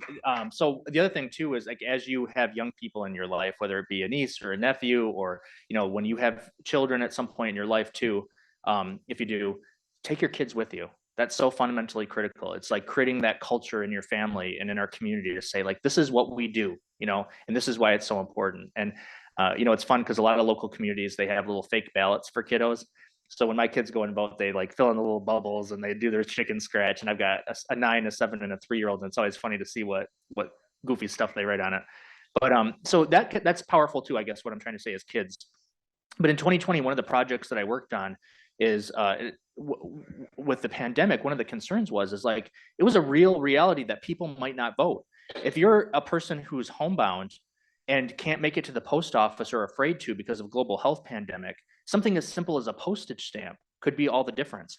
And if you're a very low income homeowner or resident, a stamp could be that difference. And so one of the things that we did is in 2020, we made it so every single absentee ballot that went out automatically had a postage stamp on it. We also introduced 5 Dropbox locations in neighborhoods where we knew things like transportation and resources were a struggle. And so that makes it so somebody could conceivably walk or get to those faster. And we also, at the time, and the state prop that's added additional layers to like early voting and everything, that's come into place. But at the time, we added a satellite location at Western Michigan University. So that was a big deal. So people had a place for early voting to come and do early voting. That was a project that took me working with our clerk, from February to November. And, at the end of it, he was saying that basically like the types of things, the early voting hours, the satellite location, the stamp, the Dropbox locations, all those different things, he had estimates that somewhere between 6,000 and 7,000 more people voted who ordinarily wouldn't have voted because of those accessibility things in 2020. And so it's being thoughtful about those things, those barriers to voting. And, the other thing too is like, I know our clerk's office is working really hard at like community engagement, working with different groups in the community to really, really drive out votes. So that advocacy work where it happens year long, not just before the election, but working with different partners and groups to turn out vote is critically important. Thanks, Chris. So want me to follow up? Any more on voting? Do you want me to follow more? So let me say just 2 things about that then, if that's okay. So I think one is like a kind of a psychological, philosophical sort of side of it. Another one's just the practical side. So I want to talk about the practical just a little bit here first. The rules around voting and when and how you can vote are mostly established at the state level. That's why there's from state to state, all kinds of different rules. That's under the state purview. And in Michigan, there's been huge changes, which we're going to begin to see the results of. First election that just happened, I don't know if there's much of a change there, but what are the components of that? No reason absentee voting. Used to be you had to have a particular reason. 9 days of early voting. The process of coming in and registering on the day of. So those are all state level decisions, which are having to be then actualized at the local level. One thing that's changed, it's been huge, is about 2/3 of the votes that come in now for a city election are absentee votes. They come in the mail. So unfortunately, is there going to be a downside where when you go to the polls on the day of, because 2/3 of the people that voted, you're not going to see much turnout? I mean, that's already happening. But what is the result of 9 days of early voting and also universal voting sites, which is part of that? So we have universal voting sites that exist for 9 days in the county where anybody from any jurisdiction, you don't have to go to your precinct or your township, you can vote at those universal voting sites. So it remains to be seen, how beneficial is that going to be? And we definitely selected those county sites, you know, in collaboration with all our county partners to make sure that those county sites, the early days, were dispersed in a way that could help people get access. So that's working on the access side. I think the other side of it for me is that psychological, philosophical sort of access. I think what's really the reason, I mean, people have busy lives. There are other things you're thinking about, not thinking about this a lot. I mean, it seems to me that there is not necessarily a built-in incentive to vote because somehow you just feel so disconnected. It doesn't feel like it makes any difference.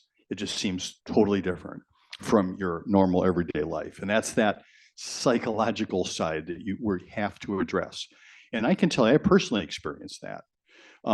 Just want to recognize that in my life, it was actually on April 4th, 56 years ago, when Dr. Martin Luther King was shot.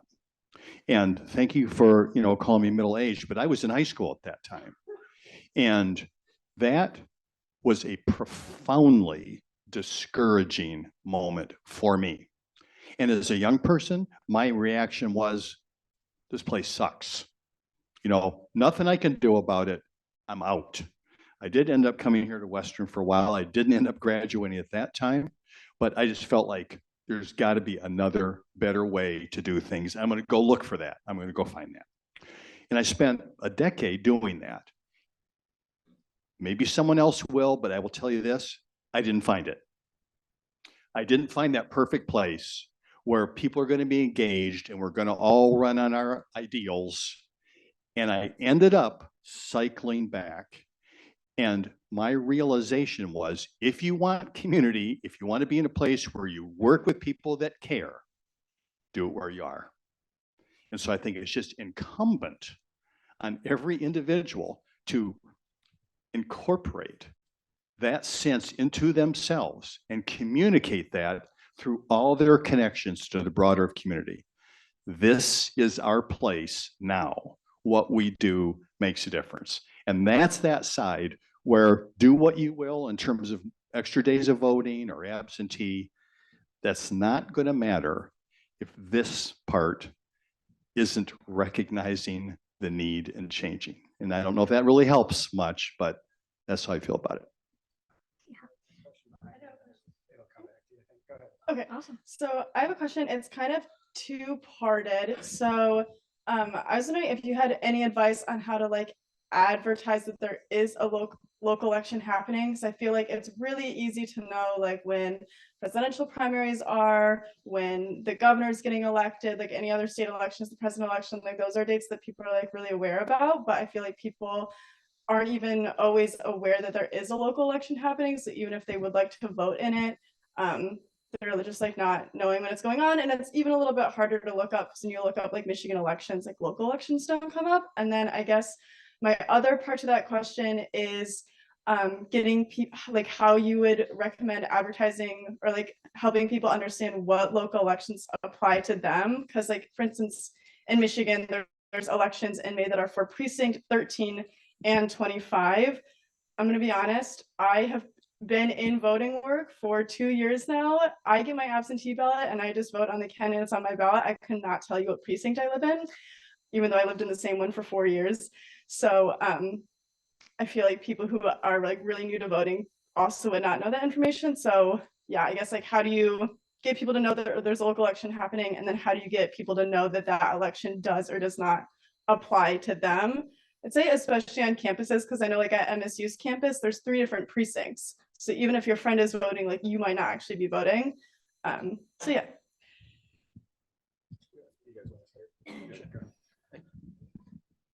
Okay, I'll start on this one. So I'm going to flip that question. Now let these guys give the real answers here. So because I've been around for a while, when I first started running, I would say that local elections were much better publicized. And that was because we had an active press. We had a really active local Kalamazoo Gazette that tons of people got and tons of people looked at. You saw stacks of it around, and the Kalamazoo Gazette had forums ask questions, endorsed candidates, and that sort of thing. That is gone, totally gone. So we are in a world now where information is disseminated, and this is not going to change, in an entirely different way. And so when we sit in our chairs and try to think about how to engage people, my question is, how do people engage? And I think that has gotten almost really so segmented and generational. I mean, there's the Facebook crew. Well, this isn't the Facebook crew.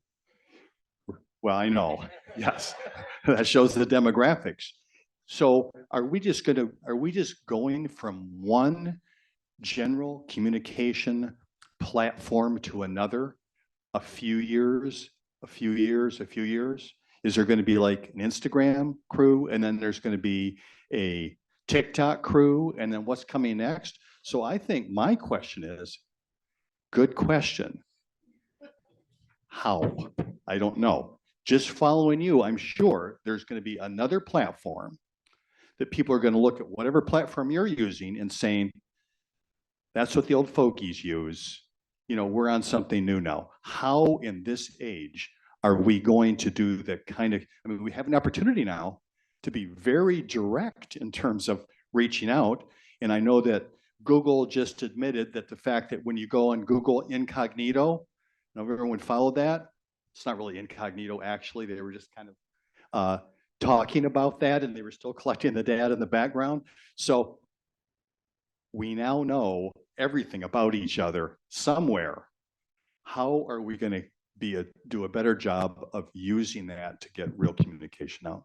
I think those are really good commentary about just how our civilization is changing. But I think a lot of things have changed that over the recent decades. So you think about like the faith-based community used to be a huge driver for voter turnout, and the faith-based community is not as robust as it once was, right?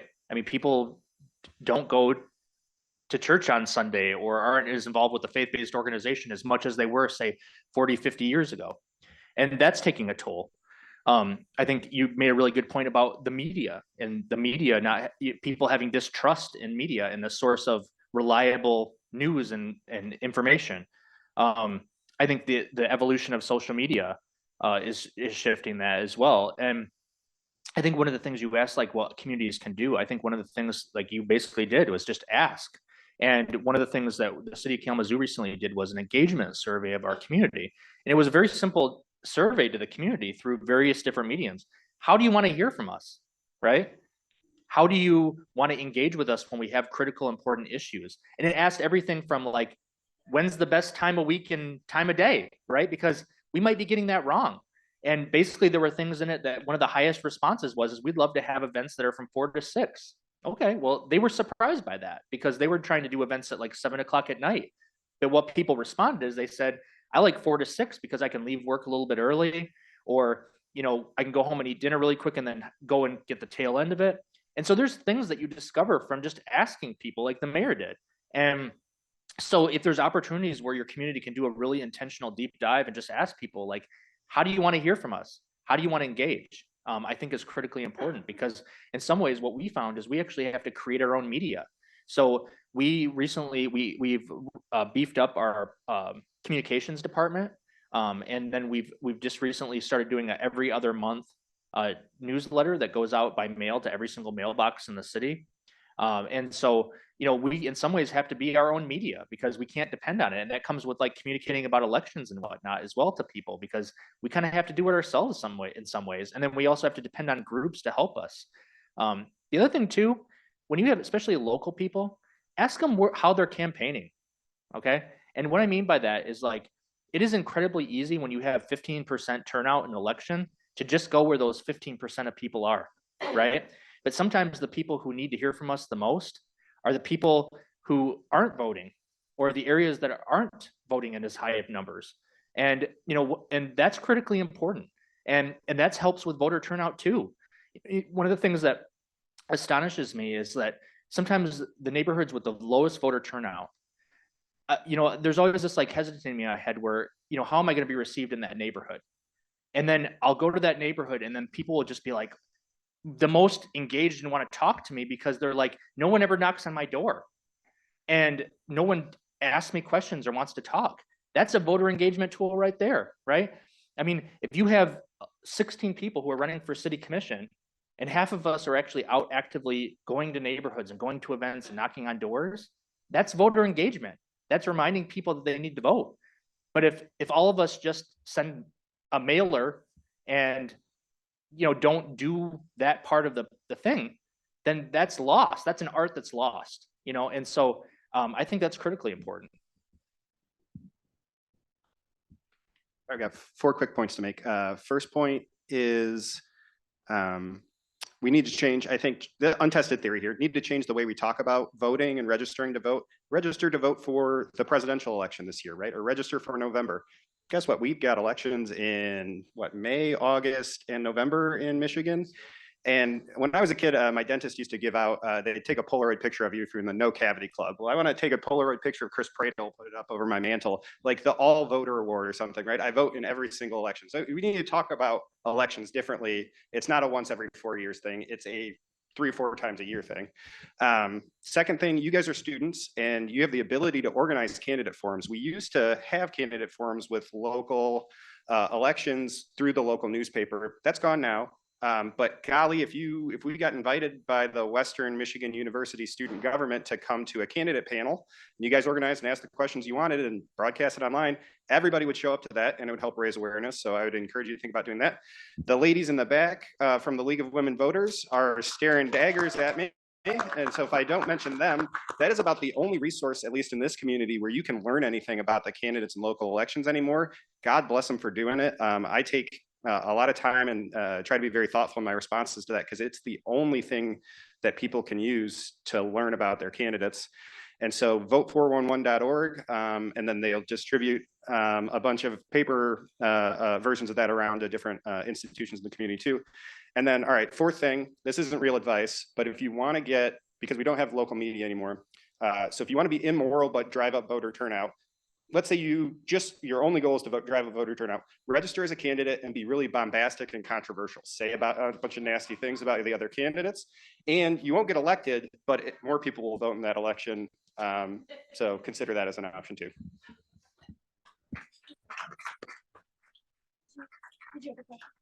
Go for it. I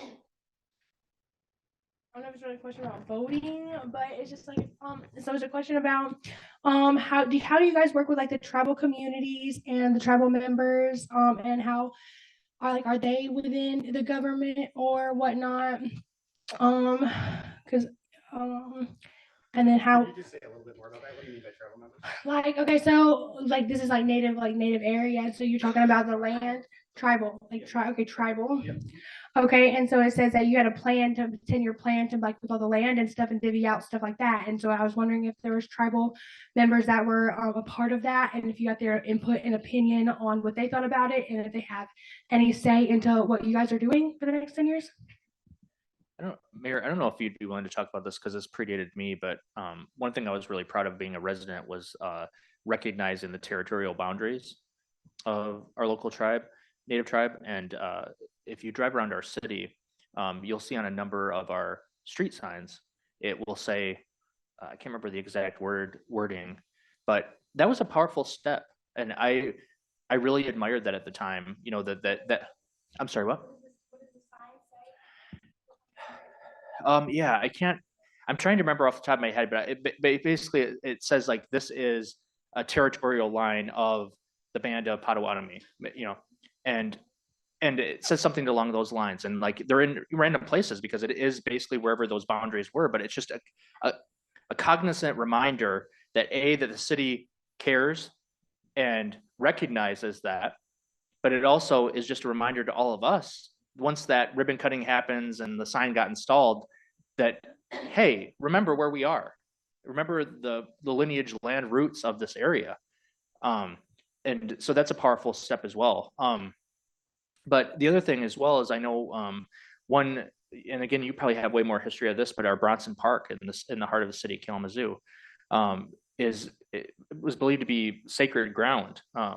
And so just recognizing that as well in terms of like how that park gets developed. And there were mounds that dated back hundreds of years. And, you know, I think the recognizing of like somehow trying to make sure to preserve that integrity but also find some way to make sure to tell that story. And so there's some work being done in terms of trying to like create some like narratives people can read and whatnot as well. Okay, so aside from the narratives, and Yep. aside from what's been done in the past, and aside from just giving recognition to like this is sacred land, that this is Mm. our people. Sorry, oh, sorry. So aside from the narrative, and aside from just giving a landmark, or aside from like we're talking about the people, and you're talking about a 10-year plan in the future. So I was just wondering what you guys have thought about getting to like communicating with the actual Potawatomi, you know, class, the Anishinaabe, the Ojibwe people, and got their opinions and the actual, because they're all becoming elders now. So like, how are you like planning to give back to them individually, or like as not just giving them a landmark? We don't, not we, but I don't really think that like a sign on a wall, you know, does much justice to what you guys are actually planning to divvy out in the future, which I haven't seen. So I was just wondering like how you guys, and if you guys are planning on maybe connecting if someone wanted to connect, because I'm talking about election to board of directors. So my plan is to be on the Sioux Tribe board of directors one day, whether this summer or within 2 years, 4 years, it doesn't matter to me, but that's the goal and that's the objective. And so I'm just wondering what you guys are planning to protect us. So one thing I've learned, I've been on the city council since 2017, so about 7 years now, is that I am definitely not an expert in everything, and I learn a lot. Cities are involved in a lot of different things, and I learn a lot from the people who work for us, from other elected officials, and from members of the public too. All of our planning processes, like the one that I mentioned earlier, which isn't divvying up land, but instead of categorizing land and what can be built on that land in the city of Portage. All of those planning processes are open to the public. We have a lot of public input sessions. And now what we probably need to do, and you're bringing up a really good point, is be more intentional about inviting particular constituent groups that might have been historically impacted by those decisions, or that might have a significant stake in how they turn out in the future. Right now, it's sort of like blanket open to the public. We put it on our website, we put it in our newsletter. We might reach out to a couple like significant employers in town to have input, but we could do a better job probably being more thoughtful about that process. Thanks. Okay, unfortunately, we hit our time limit. So thank you again to Portage City Councilman Chris Burns, Kalamazoo City Commissioner Chris Pradel, and our Kalamazoo Mayor David Anderson for coming out today and answering some of our questions. Thank you.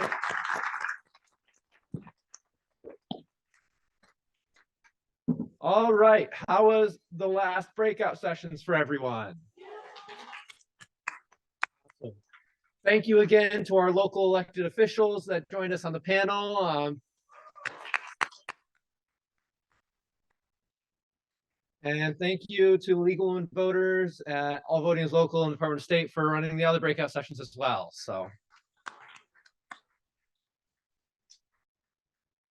All right, so we have one more thing before lunch. It is not as long as a 45-minute or hour session, luckily, but it is really exciting, and I'm really glad to invite our keynote speaker to the stage.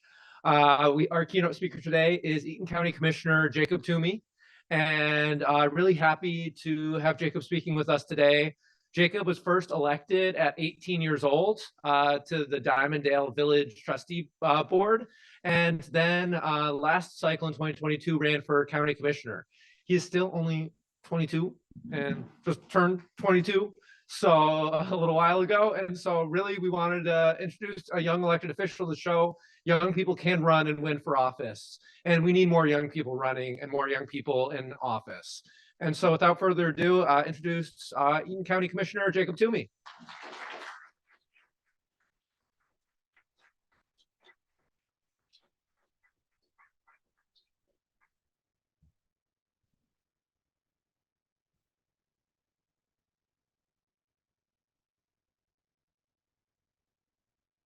Hello, folks. How you doing today?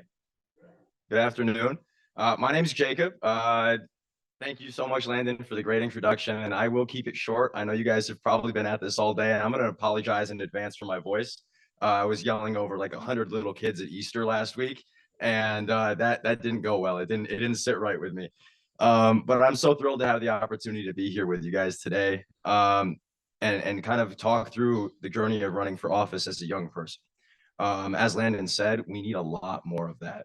When I first decided to run for office, I was met with a lot of skepticism and doubt over what we could accomplish being so young.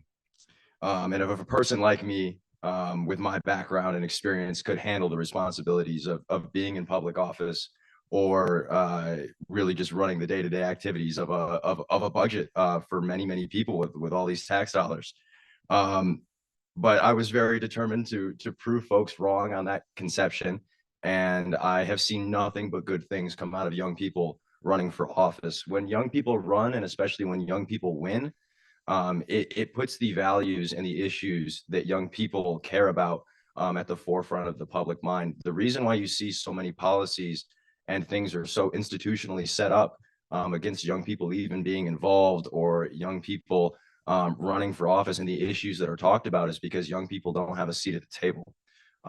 Even on your local boards, you're going to see that if you ever look into that, or you want to go to a meeting just to see what's going on, well, it's at 4 p.m. on a Tuesday. Like, I have work, I have class, I can't get to that. So it makes it really hard to vote. And those systems weren't set up that way by accident. So if anybody is interested in running for office, I do highly recommend getting involved in community events and campus events. I'm sure many of you are, especially being here today on a Saturday. So thank you. And I think that it can bring a really great sense of engagement and a sense of belonging in your community, being the ones to step up and kind of take charge. I'm going to give you a little bit of a life secret, actually. Nobody knows what they're doing ever.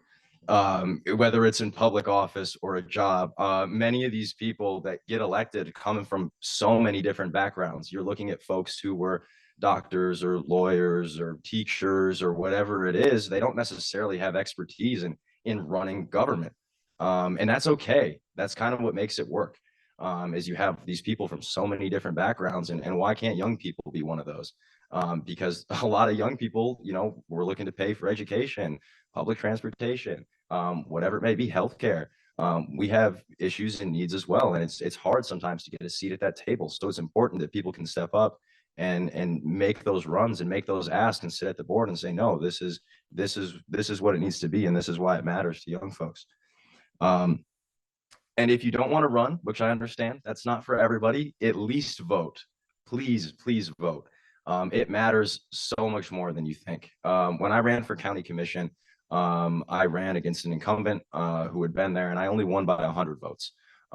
So you space that out by precinct, you're looking at a couple votes per precinct. And so everybody kind of thinks it's a little stupid when you're like, oh, grab a friend when you go to vote, or make a voting plan or something like that. But it really does make a difference. There have been so many races that have been decided by just a couple of votes. And that can really swing what kind of policies are being considered or even possible to pass. So I would say for everybody here today, embrace the power of being young. When I first ran at 18, I was putting literature in people's doors. I didn't even put my face on anything. I didn't want people to know how young I was. I don't recommend doing that. I think you should embrace that. Now being a little bit older, I wish I had done that differently. So I think embrace the things that make you powerful and make you unique in a field that often looks very samey when you go look at who's in charge and who's making the rules.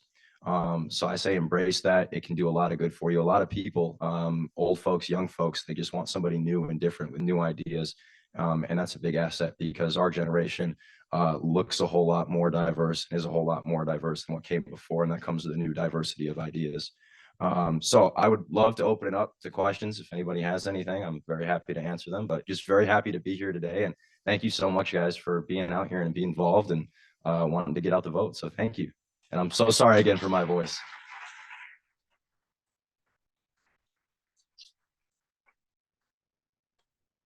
Go for it.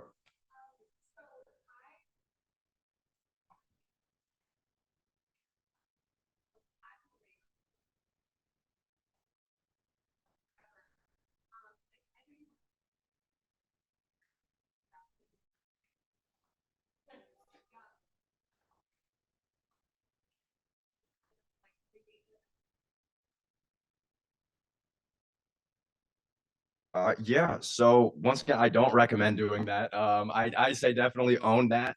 A lot of people, especially you look at polling, they want young people to run for office. It's a lot of people, even when I go door to door, they'll say, you know, well, actually, I don't know how old you think I am by looking at me, but the gray hair does not help.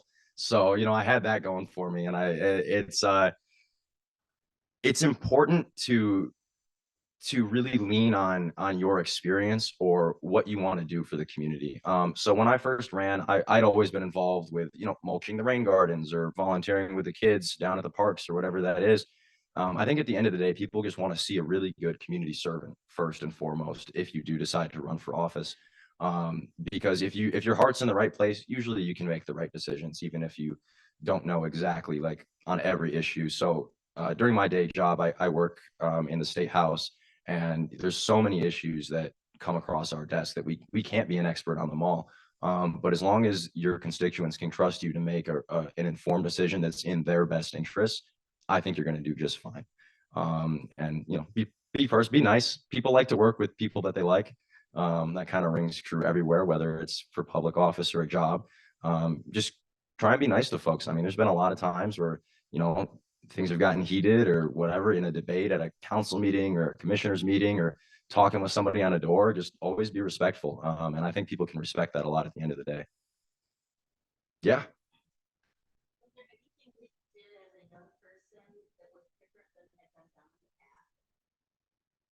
So one biggest thing that we have going for us is we're young and we have a lot of energy. Whatever you do, whatever it is in life, and this is going to sound like I'm on a soapbox for a second, just do it like 110%. Our campaign raised more money, we knocked more doors, we reached more people, we sent more mail. Whatever it is, just do more than the other person. And you know, being young, a lot of us, you know, you might have a family, you might have jobs, you might have school, but responsibilities, you know, which I'm sure I don't have to tell you, just keep adding up as you get older. So you have less time to devote to these things. And it's just kind of it's the way life goes sometimes. But I definitely say, if you're really motivated and passionate about it, use those waking moments and just try and do a little bit more, because you need 50% plus one. So I never regretted walking a door, because the way I always think about it is, okay, if I didn't walk that one neighborhood and I lost by 2 votes because I wanted to go home and go to bed and my legs were tired, I would be so upset with myself of, oh, I could have done just one more neighborhood and it all would have been worth it. So that's also not an endorsement of gambling. I know there's that joke of like, everybody quits right before they hit the jackpot. Don't do that.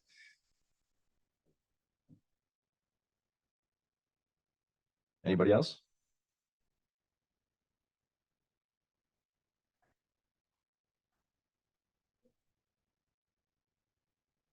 Yeah, definitely education is great. Education is super important. But I think that, you know, everybody is going to kind of be up to everybody. I was going part-time to school at that time as well, which definitely helped out.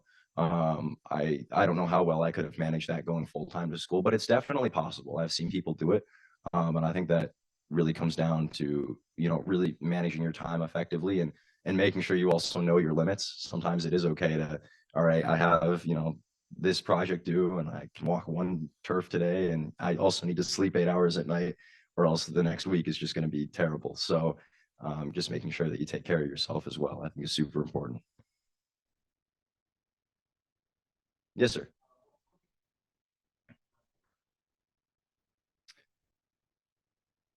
Well, that's a good one. I can only pick one. All right. Well, recently this year, I introduced and we got passed a resolution with 100% of the vote. And that's usually pretty hard to do on the board where I'm at. We're split 7 on my side of the party, 8 on the other side. So usually things don't pass unanimously. But we did pass a resolution that I worked with a county clerk from Genesee County to kind of come up with the idea for. And they did something similar over there, where if you come into the county clerk's office now and you are on some sort of assistance plan like WIC or SSI or something like that, and you can't afford a birth certificate, death certificate, marriage certificate, which are really important things to get a job, get a driver's license, whatever, we'll waive those fees for you so you don't have to pay them. So thank you. So that's going to be really big for a lot of our community members. And we've actually been starting to keep track of how many times it's been used. It's something that doesn't cost the county a lot of money, but it makes a lot of difference in people's lives that are struggling. Because if you got 4 kids, you need 4 copies of birth certificates. That's food money for the week. That's a big ask. And, you know, those are very important to get people to go to school or get jobs or anything like that. So that's something I'm really proud of that we've done this year. Last question, and we'll see you more of Jacob later today. He's actually going to rejoin us for the policy and issue advocacy at 4 o'clock. Hi.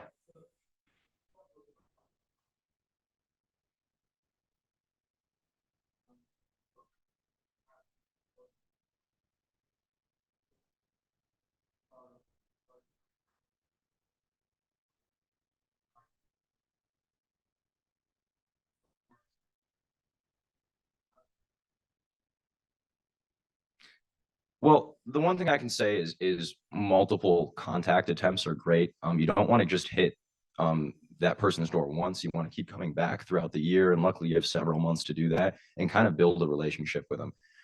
Because you have to remember, everybody else has a life that's just as complex and busy as yours. So when you knock on their door, they're in the middle of cooking dinner, or they're taking a meeting at work in 10 minutes or whatever. You got 20 seconds. Go in there, give your soapbox speech, and say, "Hey, I want to do X, Y, and Z. I'm Jacob." And then the biggest thing I found helpful was just ask, and what would you like to see? Because then it puts the ball in their court. And maybe that kind of provokes some questions, and it has them think about what you just said, or maybe they're very different from you and they say, "Well, I don't really agree with what you want to do, and I'd like to see this." And you can say, "Okay, thank you." And a lot of the times, just people knowing that they've actually legitimately been listened to is a big deal. And so what I would always do after having those conversations is I'd go into my notes app and I'd write down, okay, it was this address, we had this conversation, they're interested in this, maybe they're interested in public health or economic development or whatever it is. And you just take 10 seconds, jot it down. And then when you go back to that door later, you can say, "Hey, I was super happy to talk with you about public health last time I was here. I've been looking into this issue, or let's talk a little bit more about that. Do you have some time?" And it means a lot to folks that you kind of just remember what they actually wanted to talk about and what they cared about, because that's really who you're serving at the end of the day. So I think that's really helpful and impactful if you can build those relationships with people and have an ongoing dialogue. Yeah, thank you. All right, I will get off the stage so everybody can eat. Thank you, guys.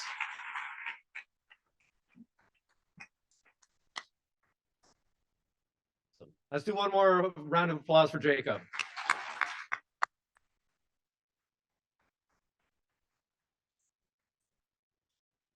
All righty, so we are now to lunch, but I'm going to ask one ask. We want to do a group picture out in front of the wonderful goats that the student Pergs brought.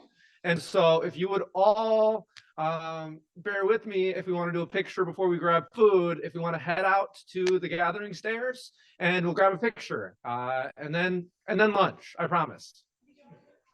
And for those online, we will be heading into a break. And so you can return at 2:45. Hello, virtual attendees. Sorry for the delay. We are back. We are moving along. Fast forward, continuing to learn as always. Next session, we have planning for the fall. We have action planning sessions to really cover what does it look like to create a campus action plan. If you haven't done that before, if you're like, I fully don't know what that is, if you've never heard of the Strengthening American Democracy Guide, you want to go to the Just Getting Started section in 2209. If you do know what that is, if you have created an action plan before, you can go to evaluating your plan in 2211/2213. And if you want to talk about high school voter engagement programs, that will be staying right here. So with that, break to our sessions.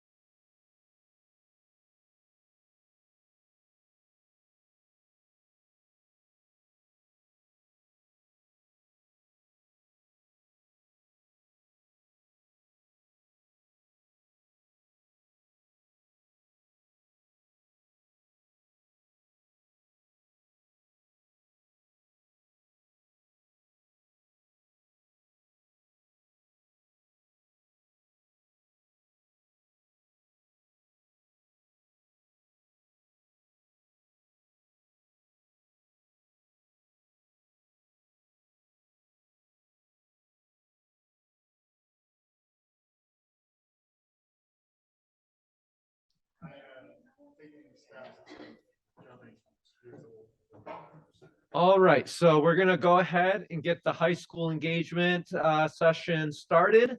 I'd like to introduce our panelists. We have, well, I'll let them introduce themselves actually, and I'll give them microphones. There we go. Ben Gardner. I'm Senior Campaign Manager with All Voting is Local. Rose Riley. I am the president of Turn Up Turnout on Ann Arbor's campus, but I also am a board member with the League of Women Voters doing their high school voter registration for their Washtenaw County chapter. My name is Zena Jude Howie. I am chair of the Student Advisory Task Force. We work with the Secretary of State for Civic Engagement and Student Voting. I'm Jacqueline J. Brown.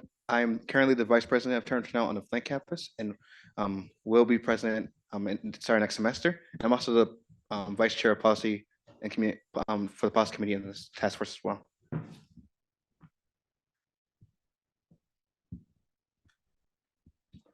Okay, so alrighty. So high school engagement. I think when it comes to high school engagement, I feel like it's very important to make sure that young students are active firstly, because the younger they are engaged, the more likely they are to be a permanent ruler in our election cycle. So when it comes to everyone here, what actions or what plans do you have in mind that you think would be better to have students engaged in high schools? Yeah, I think when we think of the high school demographic, they are the ones that are most likely to not participate in politics because they feel a lot of what happens in politics does not apply to them. They do not see themselves in elected representatives. They tend to sit things out because they feel it doesn't apply to them. But there are so many things that students are passionate about that they need to voice their concern for. Everything from climate change to student loan debt to local politics, like we had some speakers mention earlier, how their neighborhoods function. That all depends on who participate in the political process. So I hope some students understand that it's their responsibility and in their benefit to participate.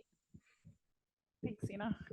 Yeah, so I'll start by talking a little bit about the work that I do with the League of Women Voters. So we go to every high school in Washtenaw County, which this year includes 17 different schools, and we do a presentation or a set of presentations or a set of tabling, whatever makes sense for the context of that individual high school. And the idea behind these programs are first to give students some context around voting in Washtenaw County. In Washtenaw County, over 80% of 18 to 21-year-olds turned out in the 2020 election, which was higher than any other age group in the county. So this was a really exciting way to kind of communicate to young voters that their peers are doing it. It's the cool thing to do, and that it's something they want to get engaged with. And then after kind of getting them excited about that, we help them through the registration process, and then we explain to them some voting logistics. Ben, I think you're going to talk a little bit about how pre-registration is going to impact these efforts. Yeah, so there's a very exciting new law that was passed, and I think it has an opportunity to change the landscape of how we engage high school students, and also hopefully make things a little bit easier for election officials and voters alike once they turn 18.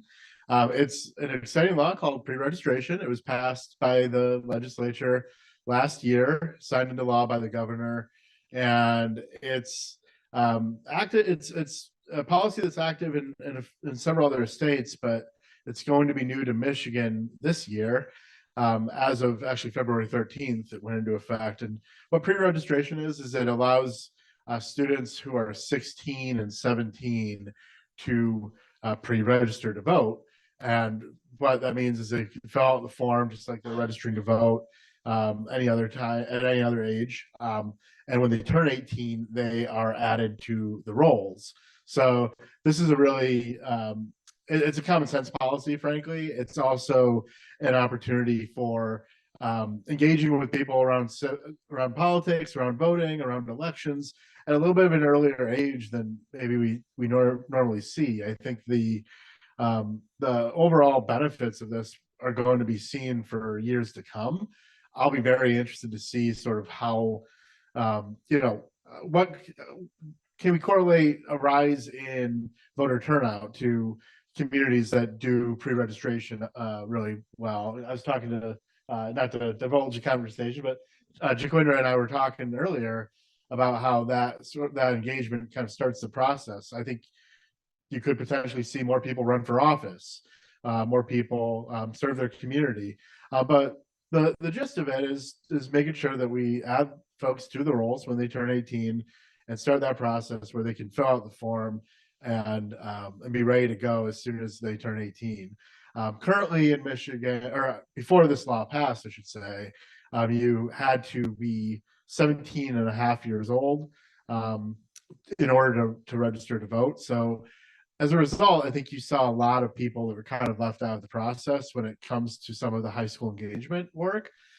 This will really open up an opportunity for organizations who are already doing great work, such as the League of Women Voters and many other organizations, to engage with high school sophomores and high school juniors. And so we're really excited about it. I think it's a great policy, and it will hopefully, again, cause students to start thinking about elections at a little bit of an earlier age and open up some doors for them.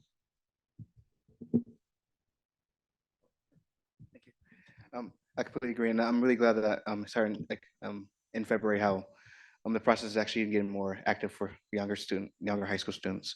The question now is like what Lena said, how high school students are disengaged in the process itself. So it's like how to encourage people to high schoolers to be more involved in the in elections. Because going to high schools, similar to what happened in Washtenaw County, University of Michigan Flint also had a same thing happened in Genesee County, in which we registered over 190 students. And the main thing, the main thing that really helps students be more engaged is that to tell them be more informed about how it's just not the presidential elections, how you have much more things that's going to be impact you on a state level and local level, and even with ballot initiatives. Just telling people it's just not going to be it's not going to be one party versus the other on a national scale. It's much more than that, and how politics can actually affect you day to day on every level. Yeah, and I think that's a great point, and I'd love to hear what the other panelists have to say about it as well. But I think that one of the exciting things about the bill itself is it requires the state to provide educational materials around this, around the law. So we were talking and surmising that if you polled, high school principals, for instance, I would bet very few of them actually know about the law until you actually tell them. And so that education campaign, that outreach is really critical, because for us people who are voting junkies, we might follow the Michigan legislature and be on top of it, but ultimately you're going to really need the high schools to engage the students, and I think that will just have a positive impact down across the board. I also think that there's other opportunities, not to steer too far away from pre-registration, but I think there's opportunities for students to learn about how they can get involved in terms of being a poll worker. That's something that we really are seeing an increase in interest towards. I think a lot of students don't know that you can be a poll worker at the age of 16, at 17. And so while there's some challenges, and we're not necessarily giving permission to skip school or skip class, but I think that there are opportunities for students to work with election officials, work with their teachers, and work with high school administrators to figure out, some flexibility, hopefully, where they can serve the polls and get engaged with the process through being a poll worker. Yeah, thank you, Ben. You bring up a really important point. Is there are many different ways to be involved with the civic engagement process. It's not just voting. Voting is extremely important, but you can be a poll worker. You can raise awareness about issues that you're passionate about. People, especially students, don't really recognize the amount of power they have, especially at the local level. earlier we had a 22-year-old representative who was elected by the difference of 100 votes, just 100 people. And that's the kind of impact that only happens on local elections because the people in those neighborhoods decided to vote for them. I really hope students become more involved with this process because they have a lot of power and they can really change the entire landscape that we're seeing right now and implement more policies that are more relevant to them. Yeah, we were asked to talk about some best practices for engaging with high school students. I think we've talked about the importance of kind of connecting voting to issues that the students care about. We've also talked a little bit about how we can now use the pre-registration form to register 16-year-olds. But I also want to encourage like folks who are in the room or folks who are on the Zoom to let us know what kind of questions you have about those practices, particular to help us kind of guide the conversation. I'll try and keep an eye on the chat, or as folks want to raise hands to talk about that. But maybe we can talk specifically about what it looks like when we go in and do that outreach with students next. So in Washtenaw County, it really looks different depending on the school that we're entering. So I was at Skyline High School the other day, and we did a presentation to their entire senior class when they were gathering to discuss the different forms they needed to fill out to get their graduation gown and to get their diploma and stuff like that. We slot in voting into that kind of litany of practices of leaving your high school environment. And then after providing them that kind of educational presentation, we gave them one-on-one support at a table out in the commons area as they filled out their voter registration forms. And I'll say that my interactions with high school students are almost always that they're really excited to vote. They might just be confused about how they get to registering and or what registering means when they're getting ready to leave for college or for a job. And so being there to answer their practical questions about voting is really important. So with the league, we try really hard to ensure that all of our volunteers are well trained on answering kind of a common set of FAQs that we get from students, like, beginning with how do I register to vote, going all the way to does registering to vote at my parents' address mean that I will have to vote here when I am in college. So kind of taking them through that litany of questions and making sure that we answer some of those in the first presentation, but then also we're able to provide more unique support to an individual that might be having different circumstances that they want to talk through with a student. The other best practice that I want to mention is the importance of peer-to-peer interaction. So something we've noted in the high schools is when the League of Women Voters comes in, I, for most of my time engaged with the League of Women Voters, was one of the youngest members in my chapter by about like 30 years. I'm excited to say that that's really changed. We now have a strong contingent of what we call our student leaders of voter services, who are other high school and college students in Washtenaw County. Having a high school student who's already embedded in the school that can help us give the presentation, can help answer questions, is so key for not making it like, here are these outside ladies that you don't know giving you advice about how to vote. And instead it's, oh, my friend who I'm gonna sit with at lunch too is explaining to me why they think voting is cool and important and also how to do it. And so like, if they're doing it, I wanna do it too. So finding those students, getting them the basic training they need, and then also providing them with the resources that they can use to become voting advocates within their own high school has been kind of a goal of this leadership project we've had at the Washtenaw County League. Yeah, and similar to you, when it comes to the process of like getting students, what we found out in Genesee County is that it's better for us to go directly into classrooms for students, because most of our students, especially if they're not graduating, if they're just if it's like mid-semester, it's a question. Okay. Well, if they're not graduating, it's easier to go during class hours, have a 15 to 25-minute conversation about what voting is, and then right after that, get straight to registration, because after students know of how impactful their vote can be, how it's not just the one big thing in DC. they are much more likely to actually be more involved and an active participant for future elections, I believe.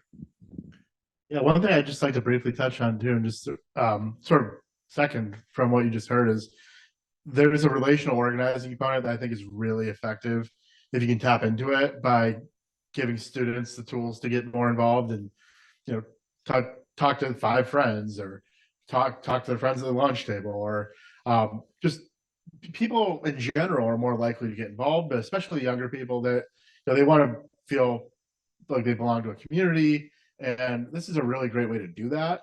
I made mention of administrators earlier. I think administrators, you know, are key to engage, and you definitely want their buy-in, but not to suggest you can work around them, but I would just also lift up, I think, the importance of going directly to the classroom. As Jaquinder said, you oftentimes at a high school will find a handful, oftentimes social studies, not always, but a handful of teachers, maybe the government teacher, not to pigeonhole them, but you'll find teachers who want to go a little bit more above and beyond in engaging students and giving them the opportunities.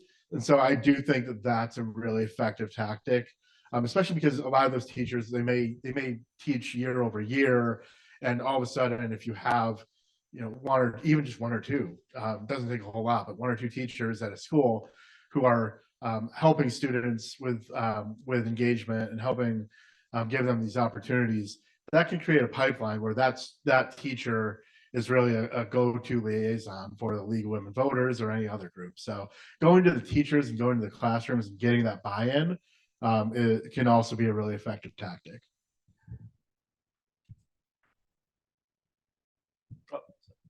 Do we have a question? Yeah, we just have a very nice and positive comment from friend of the panel, Abdullah, who was on this panel last time. So yeah, I encourage y'all to give that a read. But yeah, I think now would be a great time to kind of transition more specifically into questions that folks who are participating. We have 1 person here live, so chat folks, I'm really looking to you.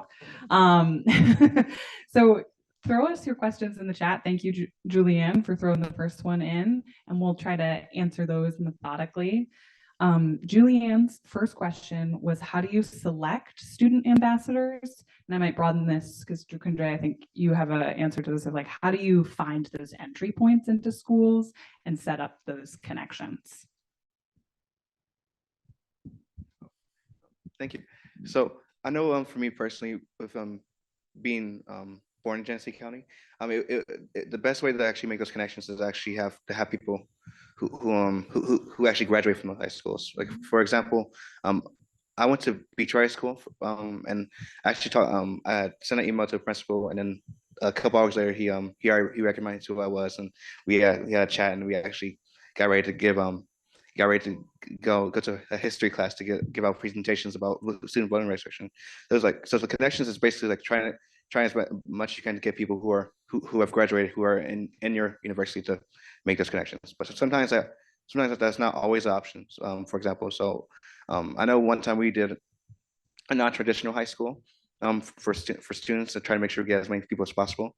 For that one, we just it's still important, even if you didn't register, to still try to make the first move, to still try to email, to try to go to their offices, to try to make sure that as many students as possible are registered and active in this election process. Yeah, I can speak on my personal experience. I would say the teachers always know. They know who their students are, who are the most active, the ones that like to go above and beyond, who like to participate, in student activities. So I would recommend finding the teacher or finding, the counselor that knows, hey, I know student A or student B is very involved with civic engagement and they're passionate about this. They, as I guess you could say a sponsor or somebody who wants to improve civic engagement, you can really support that student in their effort and have them either host events or do the presentation like people mentioned earlier. Yeah, I'll just add quickly, in addition to asking the teachers, because they always know, if you can tap into the friendship networks and also the kind of like student organizations on the ground, like In college, there are 102 student organizations that kind of have something that touches onto voting. In high school, they're fewer and far between, but if you can find them, they become a great recruiting tool.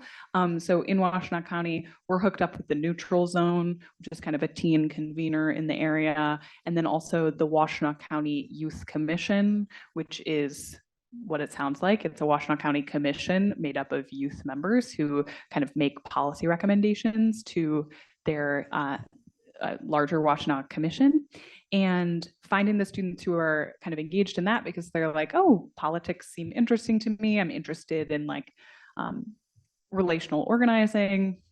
And then presenting them with ways that they can make an impact on voting can be a great way to find students who are already kind of passionate and excited about this.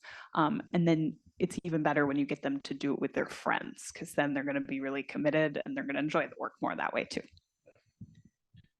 Did you have a question? I did. Okay, so with the pre-registration that's recently started, is that a separate application? That's a good question. So there are lawyers that are sort of discussing what you can and can't do, but the short answer is yes, there's a separate form. If you go to the Secretary of State's website, the Michigan Voter Information Center, or MVIC as we call it, there's now a form. It says pre-registration. I think it says pre-registration voter registration form. It's very clearly labeled, but the key difference is that the current the voter registration form that we've been using for years says has a box that says I am 17 and a half. So we don't want to encourage anyone who's 16 or 17 but younger than 17 and a half to fill that out, because we are in favor of not putting forward false statements. So we encourage people to fill out that new form, which says I'm 16, or I am younger than 17 and a half, and check that box and submit that. There's also an online form, which is critical. I want to applaud the folks at the Secretary of State. They've been working around the clock to implement a lot of new policies, and they worked really hard to make sure that the online form was up and ready. So there's a new paper form, there's a new online form, and anyone who's under 17 and a half is encouraged to use those forms. What if they filled out the old form and didn't check that box? What will happen to their application? So that's the thing that lawyers are discussing, and I think the best advice we have is try not to do that. But that's why it's important for every school to make sure that they have the proper guidance. And that's actually something that we're working with organizations over the next 2 months before summer sets in, to make sure that they have the proper guidance. I know the Secretary of State's team is also working to communicate that to schools, but they've been in touch with the clerks and making sure that implementation goes as smoothly as possible. And the best way that if you're thinking about registering, going to school and pre-registering voters, the best way to make sure it goes smoothly is make sure you have that updated form for the 16 and 17-year-olds. For those who are 17 and a half, they can check the old form. And I'm wondering, just as a clarification, if people online was able to hear her question. They were? Okay. Yeah. Sorry about that, Aaron. The question was basically about what forms ought to be used, because there are now 2 different paper forms. It's my understanding, Ben, that those forms will eventually be merged into one that just says, are you older than 16? Am I correct about that? Yeah, so the goal and the intent is to merge those 2 forms. That's just, it takes time. So that will happen, and there'll be one form. Great. We had another question in the chat. If you are with a partisan or issue-oriented group doing voter registration work, is it more difficult to do the voter registration work at the high school level? / is it better or more effective to leave this work to nonpartisan groups? Or should partisan groups still make an effort? Zena, did you want to answer that? This is a hard, I'm sorry, I didn't mean to put you on the spot. I can start by saying, as someone who's always worked in the nonpartisan space, it is easier to get in when you are coming from a nonpartisan perspective, I also think at this first entry point, it's really important to ensure that we're connecting with all students. And I would be very careful about a voter registration method that is maybe the first time a student gets involved with a voter registration drive that might alienate them on any kind of dimension. And so it would be my personal plea that we advance nonpartisan efforts so that we can ensure that the most students get a really great positive first experience where they're able to register to vote and not be pressured in any kind of particular issue or political stance. I agree with what was said. I believe all voter registration, the more the better. But like you mentioned, we want to make sure people don't feel intimidated when they do voter registration for the first time. So I agree that I prefer nonpartisan methods, but if you're the only person there, more voter registration is always good. Yeah, sorry to call you out there. Anyone else? Sure.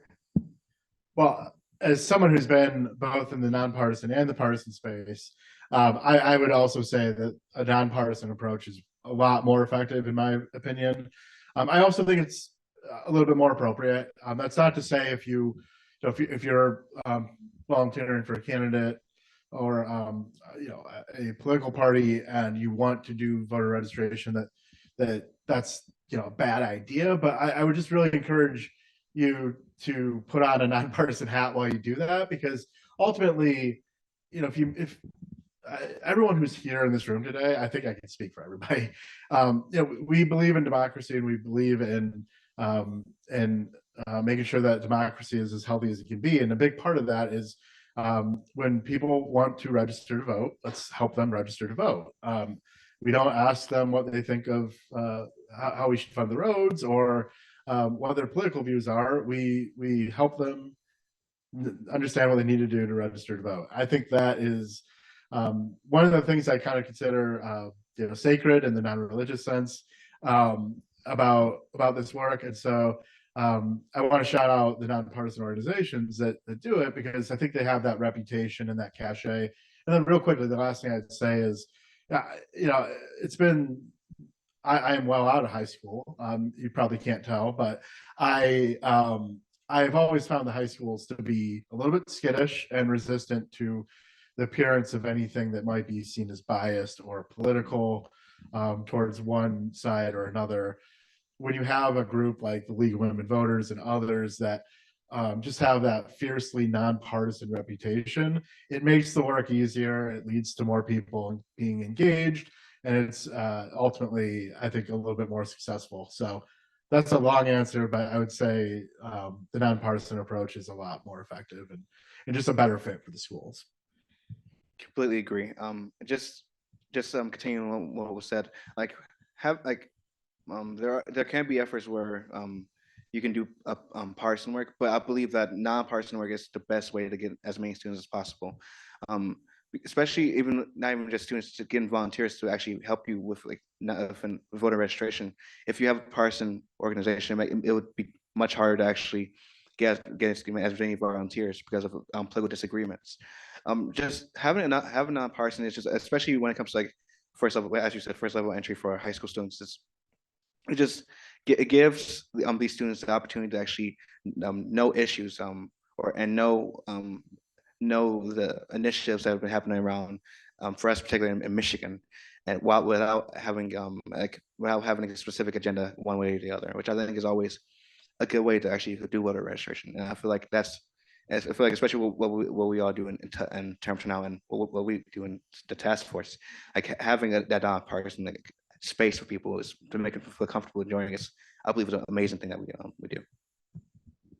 Yeah, I'd like to add one final thing. Is one thing we've been really emphasizing this entire summit is when we encourage people to vote and we're introducing them to voting for the first time, it's not just the top of the ticket, which is the presidential candidates. We have local issues. We have judges who are nonpartisan. Your school board members who determine the educational material that you learn as a high schooler are all on the ballot, and these are nonpartisan.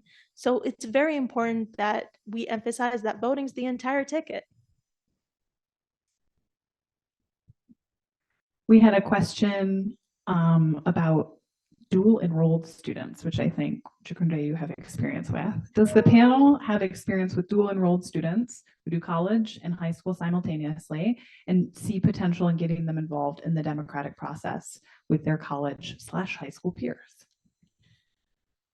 So I know the previous panelist that was here, Abdullah, is a dual enrollment student, and he's been doing an amazing job working that and also being a part of the task force as well. When it comes to dual enrollment, I know in the University of Michigan Flint, we do have a lot of people who are dual enrolled, and that's like a really good entry point, actually connecting with them being like members of civic engagement, like student government or term out, and also connecting them with high school. So I feel like people who are dual enrollment are very important process in making connections to the high schools themselves, and just makes the transition more smoother to actually get directly where students are at. I'd like to ask a question for the panel. It's about something that we actually talked about during the poll worker part of the poll worker session earlier, but it has to do with putting experience on your resume and using that sort of as a launching point of future opportunities. It's an open-ended question, just for those of you who do the work regularly, engaging high school students. What can you say about the sort of the leg up, if any, that it gives you when you're involved at an early age? And what would you say to someone who is doing it for the first time about how they can, frankly, market that experience to maybe get future opportunities? I can start. When students ask me about like why they get involved, this is one of the reasons I like to foreground. For me personally, or I just begin by telling them my story. So for me personally, I got involved with the League of Women Voters when I was 16, doing voter registration drives at my high school. And I really realized I loved working in like a rules-based environment and breaking down that process for folks to make it easier, and then seeing kind of the way that they light up when this opportunity to have their voices heard is unlocked for them logistically. And so I discovered a deep passion for that led to my work with Turn Up Turnout, which has been my work study all through college, which has been one of the most important educational experiences I've had. I would say almost equal to the classes I've done while I was in undergrad. And this kind of passion and opportunities to get involved with the task force, Campus Vote Project, Turn Up Turnout, and all these different organizations has led me to have a deep interest in election law and doing kind of the litigation work to make this more accessible for folks. And it'll be the reason that I'll be going to Harvard Law School in the fall. So it's something, thanks. It's something that is a big part of my area of interest, and I'm looking forward to using their opportunities to learn more about election law practice so that I can keep doing this work to make it easier for folks like us who are trying to do it on the ground. And so I like to tell that kind of story, not to just pat myself on the back, but to kind of explain to young students why this work can honestly change your vision of your career. I thought I wanted to be a high school like history or English teacher when I first started doing this work, and that has really blown open opportunities for myself that I didn't know were possible. And so, yeah, I think keeping in mind that this opens up a whole slew of opportunities, whatever that might be of interest to you. There's a lot to do here. So when it comes to my personal experience, I know I believe it was during the 2016 elections. My high school had a mock elections on who to support, and with that, like with those like mock elections, we actually had my high school actually had a very big debate on a very nice discussion on the election process of why you should even vote. Like a lot of students were disengaged, and that just encouraged me to actually be more active and active in the political process. So when I got more involved and actually went back to my school for that voter engagement for voter registration, I had a student actually asked me what's the point that they told us that they weren't going to vote at all. But over time, and then like they seen that a person that graduated from this high school was able to succeed. Was able to go to college. Was able to actually be more active in this process and actually and I know how the issues that can affect them directly. It got students more engaged, and I'm really, and that's really exciting to see. Always exciting to see. I can speak to my personal experience, which was my first introduction to politics was through my political science professor, Dr. Anthony Perry.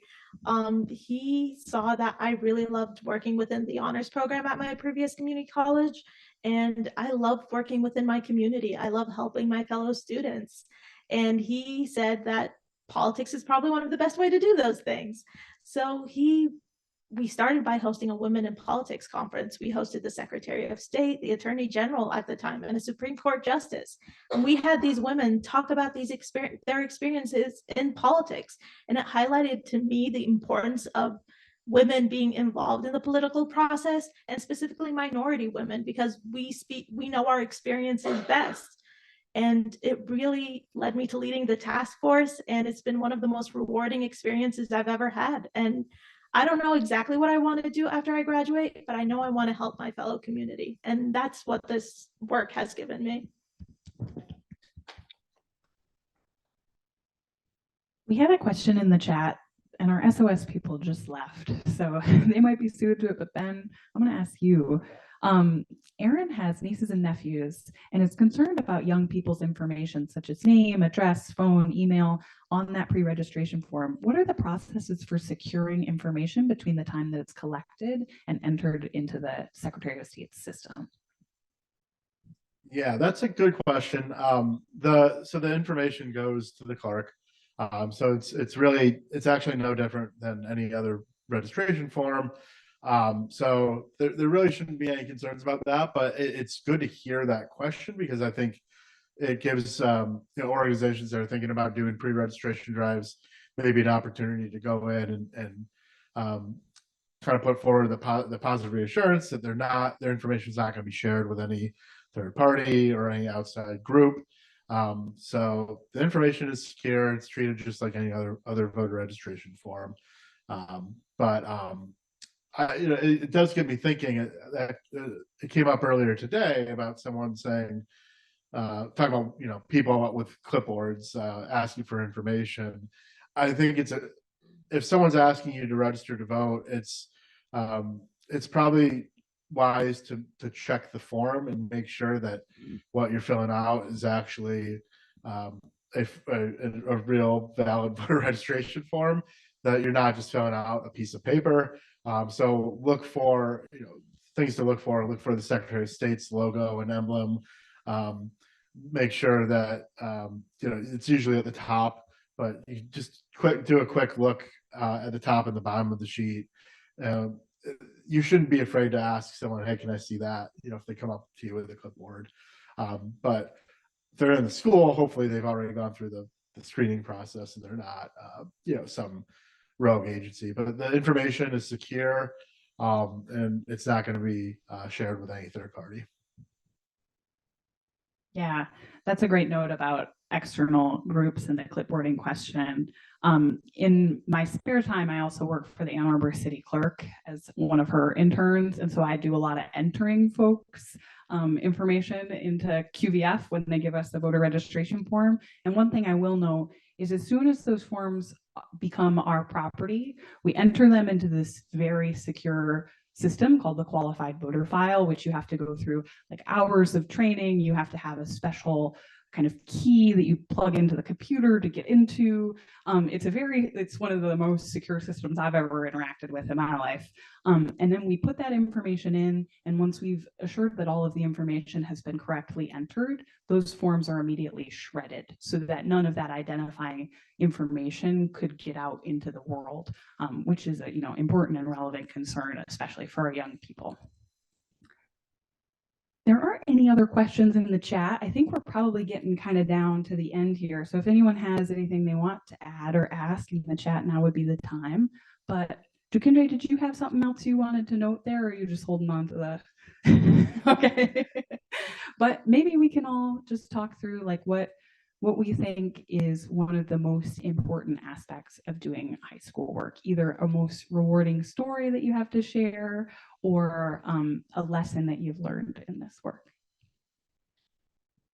Yeah, it's for me, I believe the most rewarding thing is just seeing high schoolers who originally was not engaged in the process, who originally did not care about who when or what issues will be on the ballot, after being given information on what other things I have control over, do a complete 180 and it's like and just be more active in the process. Like I have a very keen memory about when I went to my personal high school teacher and when we did a presentation at first, and how we said how it's not just the presidential elections. We also have state and local elections, and we had a student that said huh, and that little actually just gave me so much like excitement, like how like just being active in the process and like actually having students be more informed. It's just how students just need a push in the right direction to have them be more engaged. Like that really inspired me to just continue to do what I'm doing, just be more active overall. Yeah, for me, the most rewarding thing about this process is letting high schoolers know just how much power they have. They see these adults making all these decisions for them, what materials they're allowed to read, how much student loan debt should be forgiven, or climate change, or all these other things that high schoolers are really passionate about. Voting gives them the power to decide how their future should look like. And letting high schoolers know that voting is their power is probably the best experience for me. That's a great one.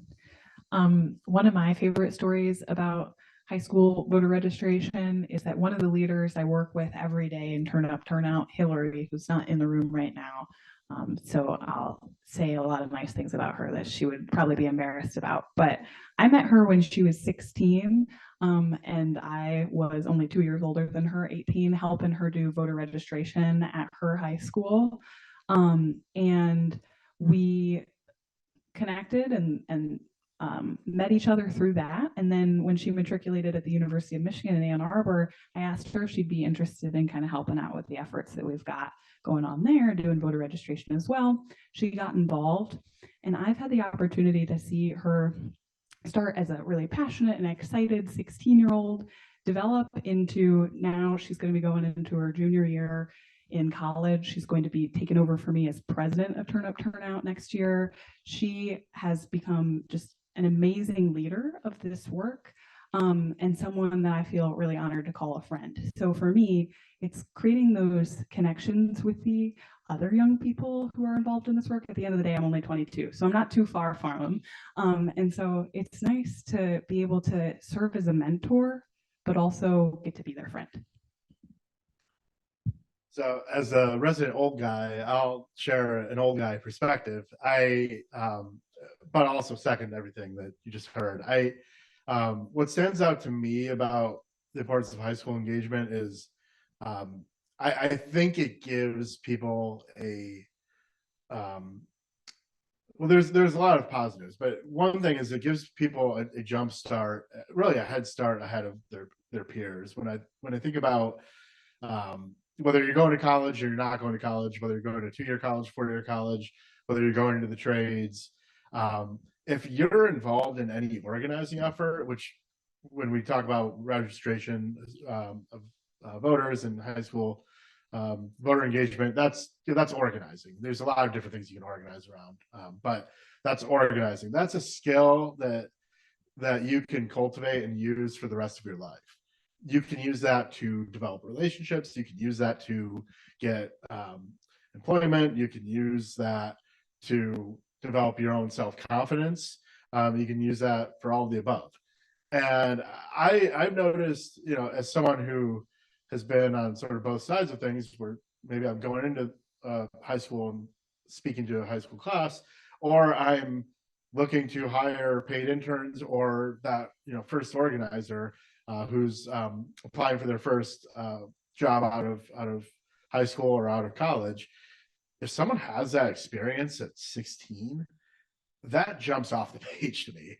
I won't go so far as to say like that person's automatically getting hired, But that person's resume is going to the top of the pile 100% of the time. And the reason why I bring that up is because I think high school engagement around voting shows a certain passion, a certain initiative that's rare. And I think it's important to recognize that and honor that. And I also think that we should lean into the fact that that can pay dividends for you down the road. Like we sort of talked about earlier with the poll worker piece, we want to lean into the fact that poll workers gain valuable skills and valuable experience that you can highlight on your resume and use that to find further opportunities. So that's the perspective I'd like to share here. I'm just sort of closing out the session is that as someone who has hired and looks at resumes a lot, there's really, it really stands out. And I'll shout out the 30 people here. If I saw their resumes and I saw the work that they were doing at their age, it would just put them at the top of the pile, no questions asked. So I think that's one of many incentives that people should think about. Thanks for that, Ben. We had one last question in the chat, and then we're probably going to wrap it up here. The question was, how did the 9 days of voting went? Any feedback? Maybe we could talk a little bit about if we engaged with any high school students who were involved, and or just what our reflections were.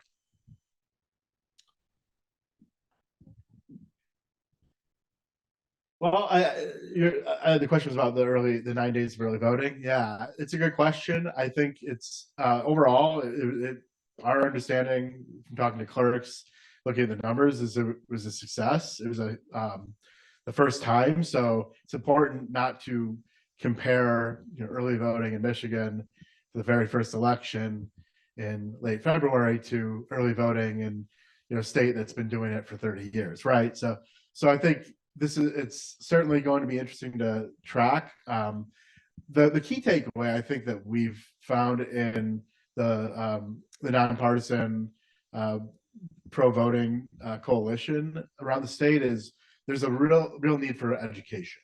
So that's going to be, I think, the top priority around early voting, is making sure people know about it.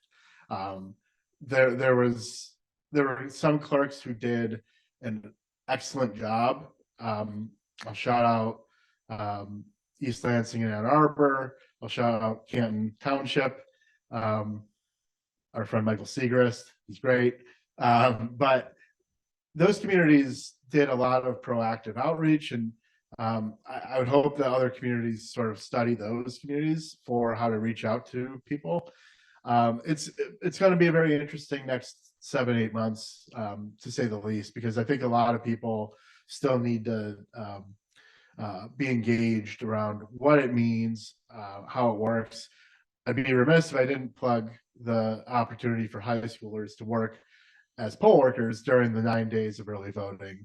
The 9 days of early voting really lead to a greater need for more poll workers. There was already a need for poll workers, but now with 9 days of early voting, it just increases that need even more. So if you're a high schooler out there and you're thinking about making a little bit of extra money to get by or get ahead for whatever it is that you want to spend money on, then consider applying at your local township or city clerk's office or through the Democracy MVP statewide website, and consider trying to be a poll worker. So, as you said, I believe that the early 9 days of early voting was a resounding success, especially with it being this first time. Like I know many people, personally from the college level who I helped register, came to me and said, I voted I voted early, and that's amazing, and it just showing like how much access people have to voting now, is and the process is making it much easier for people to vote, especially during like election day. People are busy with work or with classes. Like having that opportunity to do absentee mail-in or early voting is just, and I think is an amazing first step, and we will do even better in the future.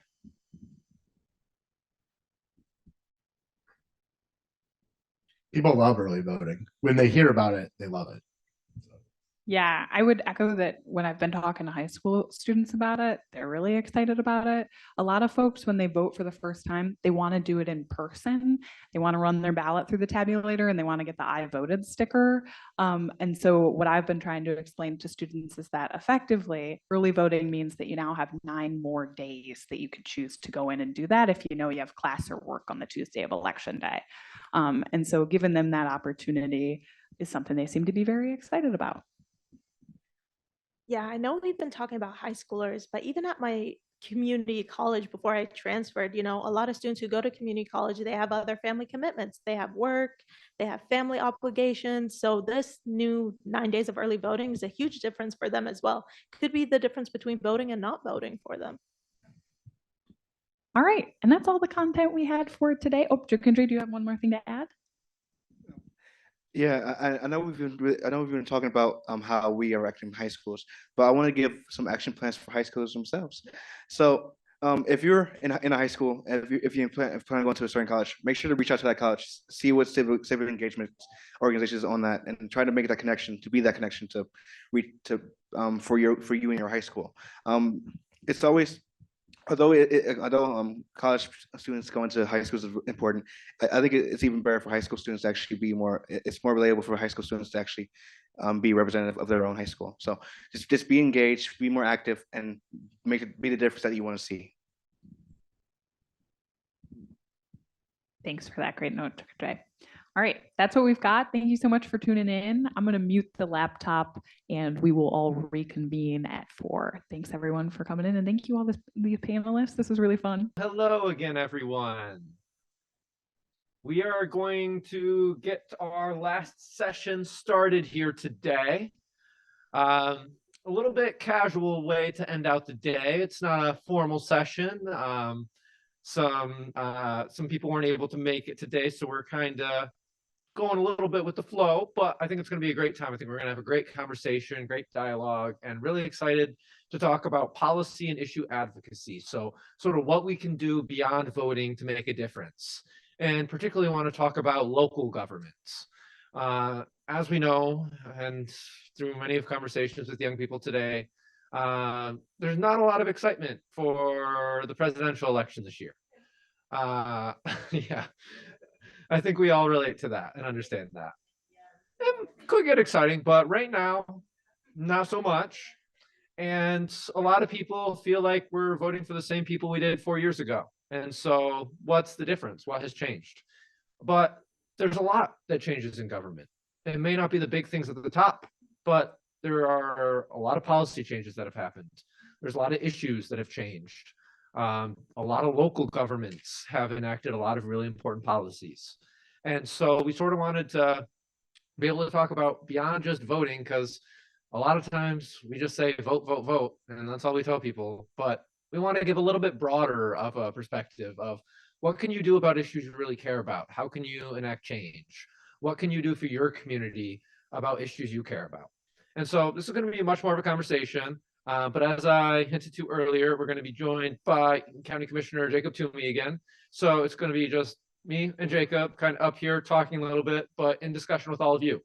And so we really want to hear from you, your questions, your thoughts. This is sort of a session to wrap us all up by sort of bringing everything together, wrapping it up with a bow, and talking about the future. Sound good? Cool. Well, Jacob, you want to come up? Anyone want to maybe start with questions? I know we kind of had to cut questions off earlier. We want to do a little bit of an overview, I think.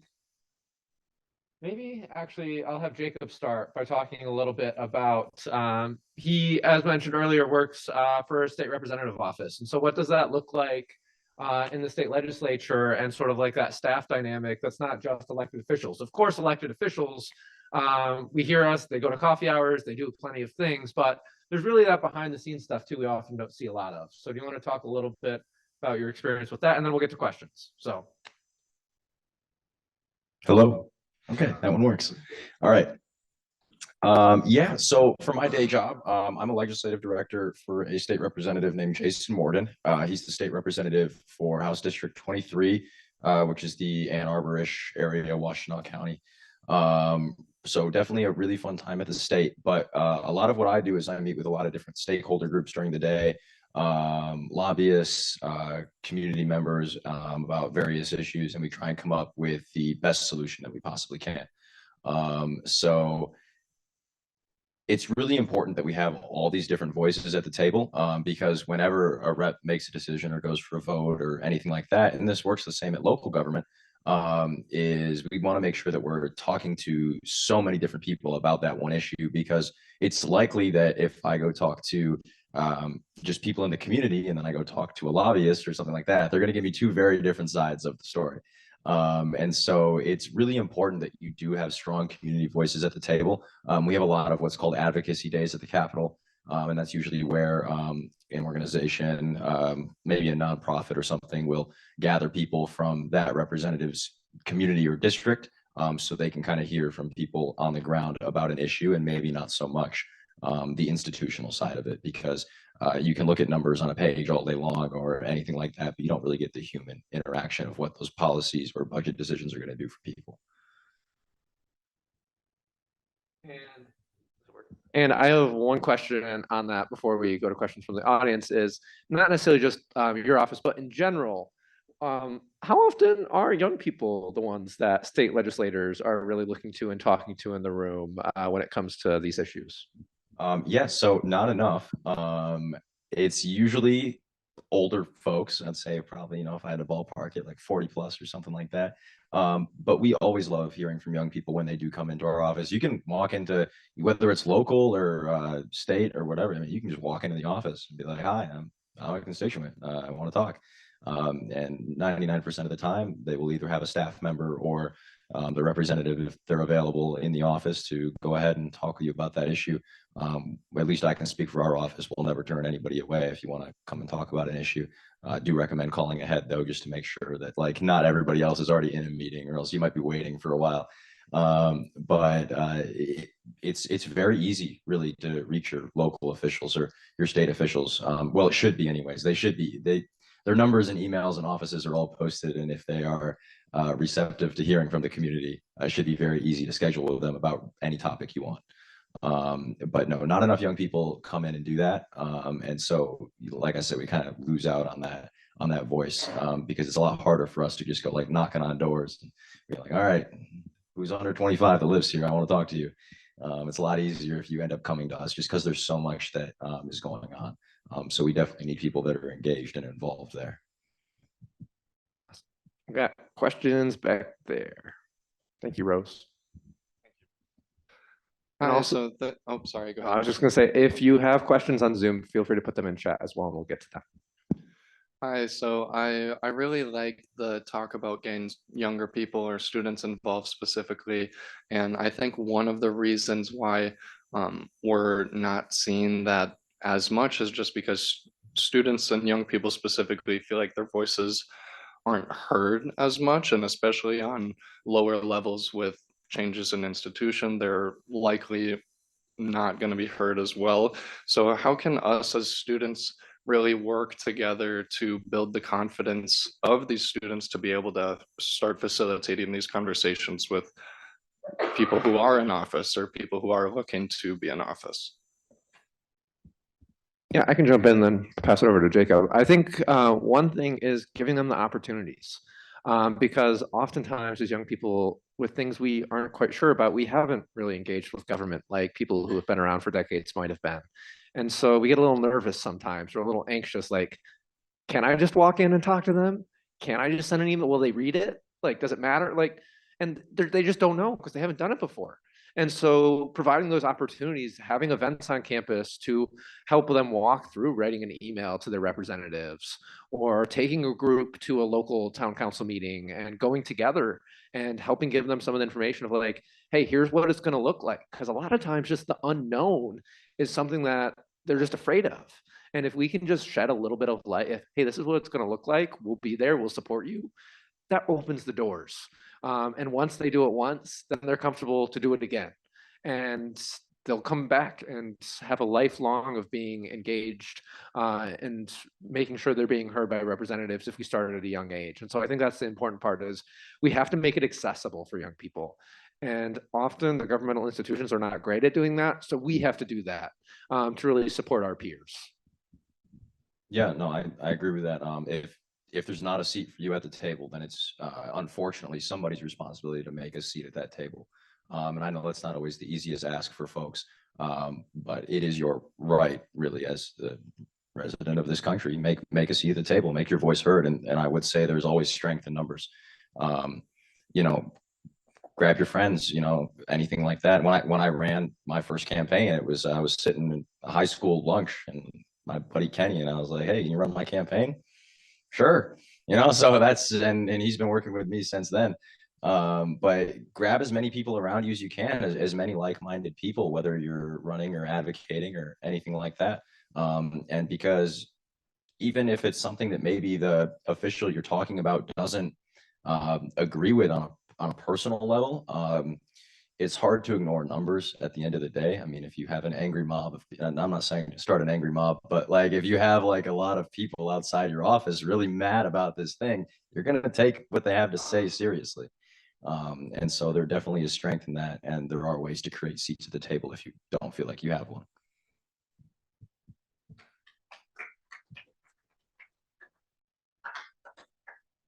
Other questions?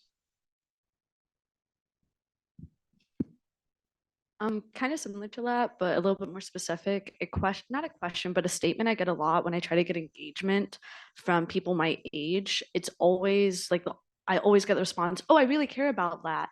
I just don't have the time.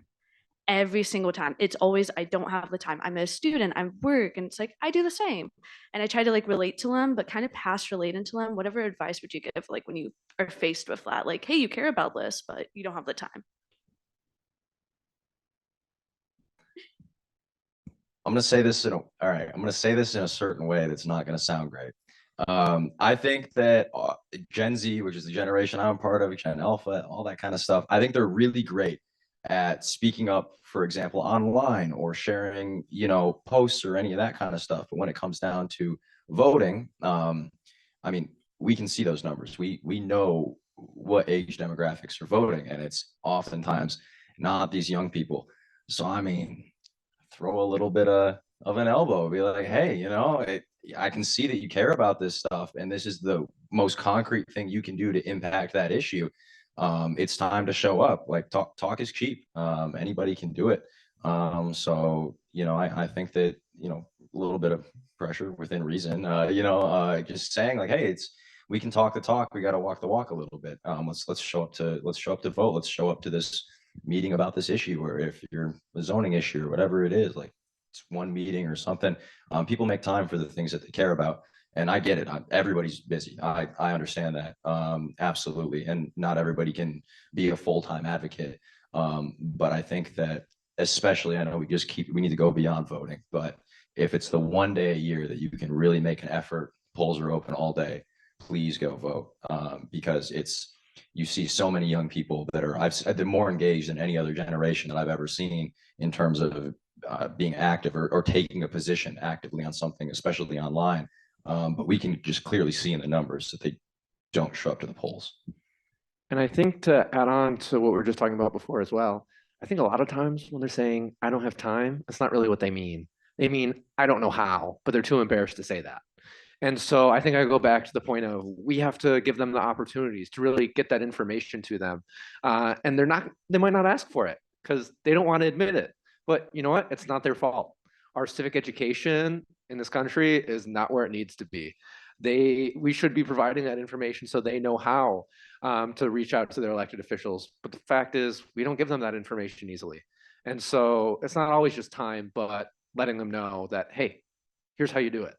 And if you are able to, or anybody's able to be that resource for your friends, or be that person that they can go to with those questions, that is helpful. I understand that's not within everybody's capacity to do that, but there are resources as well that you can point them to, websites, local groups, to help them get involved in those issues. Because sometimes people just need like a pointer, you know, hey, here's how you can help. Sorry, no question, just an add-on real quick. It's also easier than ever to vote. I understand the comment and question was a little bit more about also getting involved, which you know, is an important discussion to be had, but in terms of voting, to Jacob's point, it is easier than ever in Michigan. And so, yeah, 40 days to vote. So hopefully, and to Landon's point, I think that civic education is so key because most people don't even know, like, oh, you have early voting in Michigan now. So that's one of our jobs, is to get that civic education out and make sure they know that it's easy. Like in the past, when I started organizing, you couldn't say with a straight face, hey, voting is easy, because it wasn't.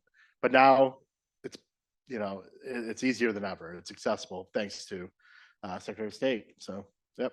Yeah, no, you got absentee voting, pre-registration. It's really it's incredible now. I walked into my clerk's office the other day and I was like, I keep getting sent applications to vote by mail. I always vote in person. Like, can you take me off this list? Actually, like, I promise I'll show up to vote. I don't want to waste the postage on it, but no, it's easier than it's ever been. So that's a great point. Thank you.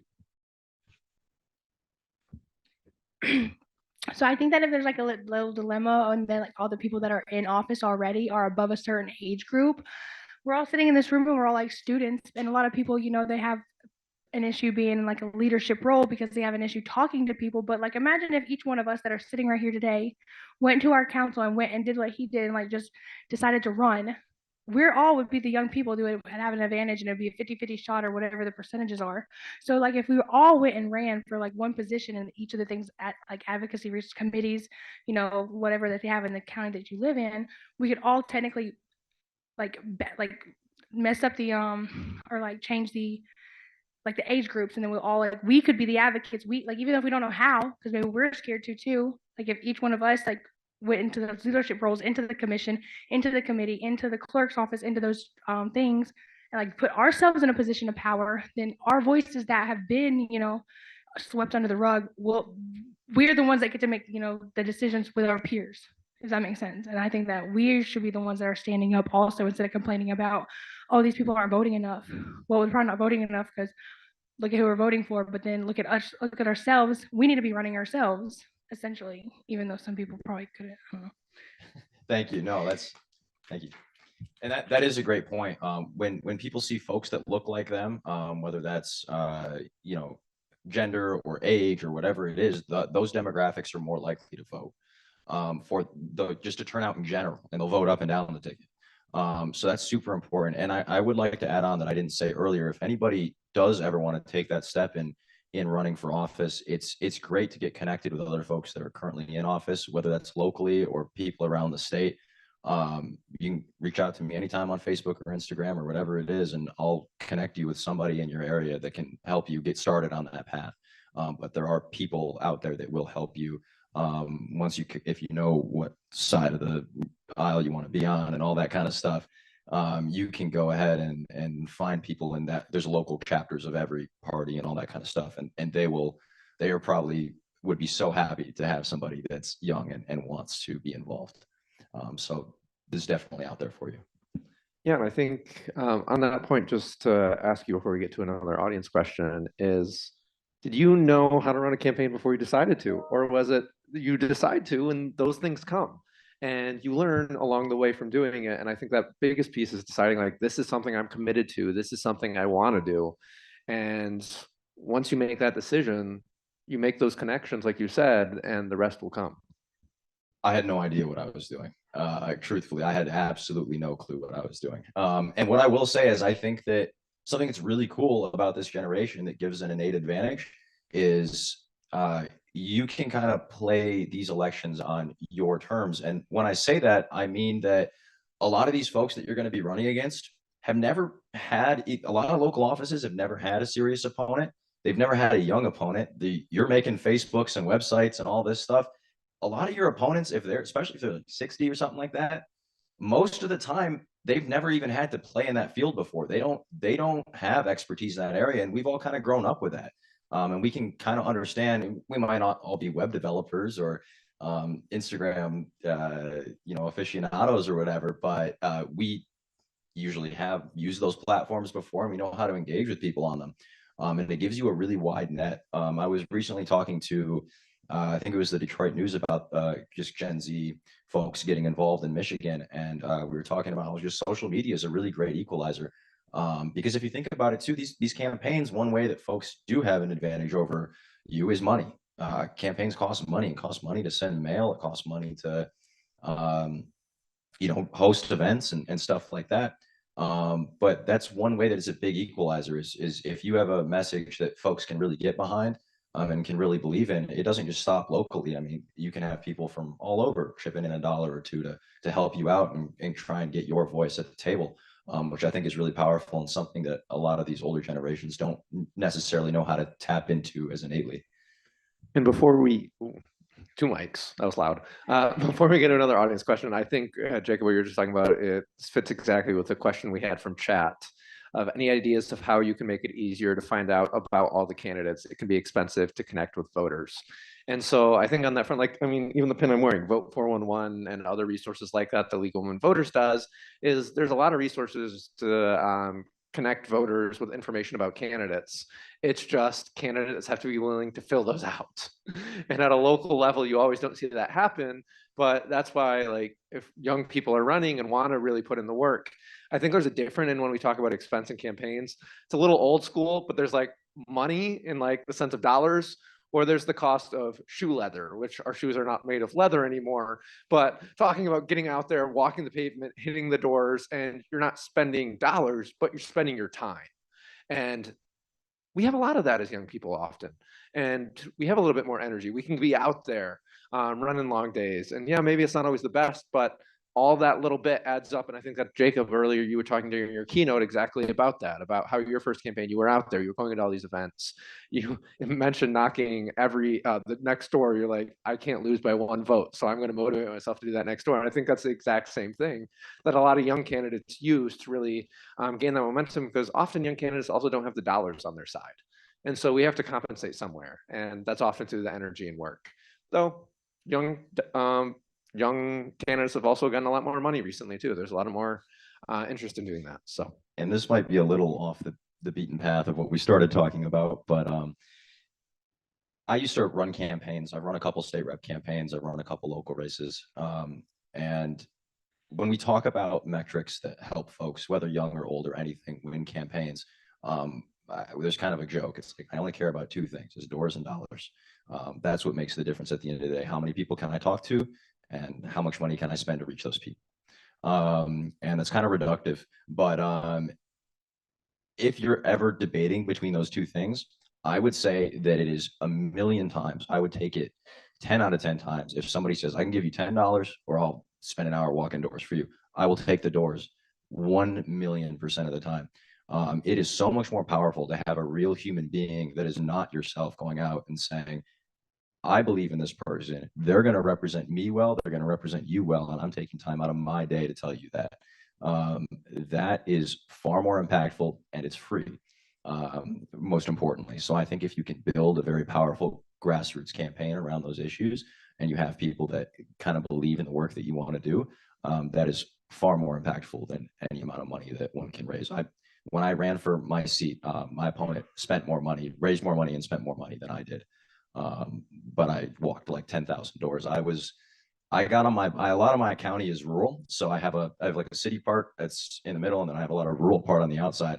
I'd just drive to the outskirts of town. I'd get my bike out of my car, and I'd just start biking up to people's houses. And they're like, who is this insane man riding up my driveway?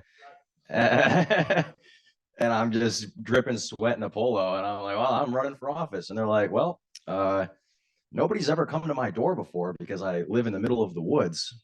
And, I might not really agree with your party, but I kind of respect that you showed up. So, it means a lot to people. So just kind of, it's a little weird. I probably looked a little goofy doing it, but didn't hurt anybody. So I like to think it helped. So this isn't a question, it's more of a statement. I love what you're doing with your dual careers, but you have a great voice. You should consider a political radio talk show. This is my voice when it's gone. So maybe when it's back, you'll be like, I don't like it as much. Thank you, though. I will keep that in mind. We should talk about this afterwards. I was thinking the same thing that she was thinking, and I was also thinking about, because you talked about the campaigning and stuff like that. Like, do you have like workshop, or will you have a workshop? Like, would you help an individual person like think about if they were first running for something, how to choreograph like their little campaign and like little or whatever. And then how do you also find like conferences and conferences and things that you go to that are like just like fun to help get knowledge on your stuff? That's a really great question. There's actually several organizations around the state, nonprofits, that will help folks do that. One of the ones I've worked with a lot, I've done speaking sessions with them before, is GLPA, Great Lakes Political Academy. They are a nonprofit, and they will walk you through. I think it's like, it used to be free. I think it might be $20 now to go ahead, but they'll walk you through all the steps of starting a campaign. What's my win number? How do I do paperwork, finance, whatever it is. And they'll bring in folks that have done that before to kind of walk people through it. And it's a really fun organization. I know there's several around the state though, and also just reaching out to local people that have done it before you is always really helpful. But no, that's a really good one that I would recommend that does a lot of good around the state, just helping people navigate that process for the first time. Landon might know more of those organizations too. Yeah, not offhand, but and you had another person in chat also say you had to do radio. So sounds like you're starting a podcast or something. Well, thank you, person in chat. Yes. So one thing that I really like is that you speak for young people, and you're coming from a place where you understand the little engagement, especially after COVID, that the younger generation has. And so in your position, I'm kind of wondering how you've utilized that, not only to speak for young people, but also to listen to young people and hear what they're saying, and how you might recommend us doing that in the future. Yeah, so as far as listening to young people goes, I think accessibility is huge. Like I said, anybody can email me, message me on Facebook, Instagram, my phone number's out there, whatever you want. Anybody can call me at any time. I've sat down with even young folks who really, really disagree with some of the votes I've taken. I'll still sit down with you and we'll go get coffee, and we can talk over that. I'm not going to lie to anybody. I'm not going to change my, I'm not going to be wishy-washy on the vote that I took or anything. But I think the accessibility is really important, because I think that's where a lot of young folks can get frustrated, is they see folks in office and they don't feel like their voice is heard. They can't reach this person. At least for me, I'm not going to act like I have the biggest constituency ever. I'm not like a senator. I don't have a ton of people in my seat, so I kind of have the time to go ahead and sit down with anybody that would like to talk. But I feel like it's really important. I feel like even some of our state level or congressional level folks can do a better job of that, whether it's a staffer or them themselves, just making more time to really sit down with those concerned people. Because it's easy to just be like, yep, we heard you. All right, we're going to file this. But to even just have a few minute conversation with somebody really gets you a better idea of where they're coming from and how you can help. And sometimes it just kind of clears things up. Like somebody be like, oh, I heard you did this. And, somebody disagreed. Oh, I heard you did this through a friend and I'm really mad at that. And then maybe it's a time to kind of set the record straight of, oh, I didn't know that's how people perceive that. Like, let me tell you why I did that. So I think the accessibility is huge. And I'm sorry, what was the other part of that question? How might you recommend us in the future connecting with youth engagement and youth voters, as well as just like utilizing the position to connect them to people who might be the ones making the decisions or the ones that they need to talk to? Yeah, I'd say it's easy to organize people around certain issues. So if there's an issue that folks care about, because it's hard sometimes to get people, well, you're young, so let's all be together because we're young and we're going to go do this thing.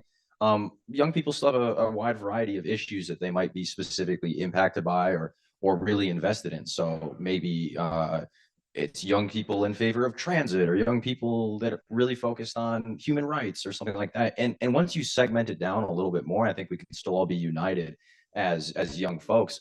But kind of breaking that down might make it a little easier to manage. And people might feel like, oh, I can't commit to all of these issues. I agree with young people want X, Y, and Z, but maybe I only have the time or the capacity to really advocate on behalf of this group. Maybe I have some lived experience with that group. You know, maybe, you know, a family member has had a rare disease, so they feel like, oh, I want to advocate for rare diseases in Michigan or something like that. So I think that can be helpful to kind of make it a more obtainable ask for folks. I love this conversation. And you're, as was already mentioned once before, you're in a really cool and pretty rare position of having, you know, you are an elected legislator. I know we don't often talk about county commissioners as being legislators, but you are. And then you also work for a legislator, as you said, district director, right?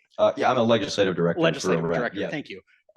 So you've got basically the best viewpoint from both sides of the elected legislator table.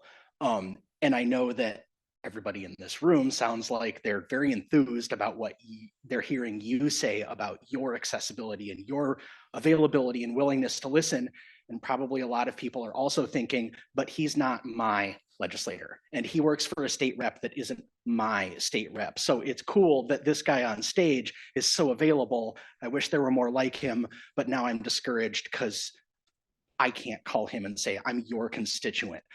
This is a leading question because I know the answer to it, but from both of your hats, both as a legislator yourself with constituents that you have to answer to, and also as the top, I think, staff member for another legislator in the state house, can you say a little more about how much influence constituent contact really does have on the decisions and directions that legislators go? Do people need to feel discouraged that they don't have you as a legislator because the assumption is their county commissioner, their state rep and staff are not as accessible and as responsive as you are? Or can you provide assurance that for whoever their legislators are, when they send that email, walk into that office randomly, make that phone call, that they actually are going to have an impact on what those legislators wind up doing when it's time to cast a vote? I'm sorry, that was a rambling two-part question. I hope that made sense. That's a very deep question for sure. I cannot speak to the motives of every legislator for sure. I can say that so in most state offices, it's a 2 staff member team in most state offices, unless there are some exceptions to that if you're in leadership, like you're a Speaker of the House or Appropriations Chair or something like that. So you have a Constituent Services Director and you have a Legislative Director. That's pretty much the only 2 people besides the rep in that office. In our office, I can speak to, we read every single, you call us, you email us, you will get a response 100% of the time. It's something we're very proud of. It definitely depends on how each legislator runs their office. You know, in terms of that kind of thing, that's not really, that's up to each individual legislator. So I can't, I guess, provide assurances that, but if you feel like your voice isn't being heard, I mean, I think that might be the time to say, well, I don't like the way this is going, so I will either support somebody. Yeah, you can, that's your right to vote them out. But I think a lot of folks do make, and obviously we will always miss one email here or there. We will miss something, but I think a lot of folks make a very, very honest effort to truly, like, we go through even, and we actually have a system for, like, because for example, we get hundreds of emails a day. The rep themselves cannot read hundreds of emails a day. We just do not have the time for that. But we will pick them out. We have a binder for him every day that he will read and that we prepare in the morning for him. And say, okay, here's some of the stuff that we need to know about today. Maybe this is an issue that's been climbing. We actually have data for everything somebody sends in. So anytime somebody sends us an email, we'll categorize it and we'll say, okay, this was about voting rights, or this was about LGBTQ stuff, or whatever it is. And we can actually very clearly quantify too, of like, oh my gosh, 3,000 people have emailed me this week about this issue. This is probably important. And so I think it really does matter. It still does matter, even if you, I don't want to say that, even if you don't take it seriously, I guess, once again, the numbers don't lie at the end of the day. I think if you're only, if you should not be elected to office if your only reason for getting elected is to remain elected. That's a bad setup. But if that is your motivation, you're still going to care if all of your constituents are mad about this thing, because you're going to be like, oh crap, I really need to do something about this or I'm going to lose my job. So I think no matter which way you slice it, whether you want to do it for the good of the people or the good of maintaining yourself in office, you need to listen to the people that email you and the people that live in your district and reach out to you. So I think it's advantageous generally to do that. And an observation just to make on that point as well, sort of the premise of the question was, well, you're very active in listening to your constituents and your state rep is as well, but I also just want to say your state rep is pretty young too. My state rep is very young. So I think there's a theme there of young people know what the feeling of being ignored and not listened to because of our age is. And so when we get in positions of power like that, we make sure to listen to people. We make sure to bring everyone in. And that's one of the really positive things about having young elected officials is they're there to learn, they're there to listen, and also to lead. So.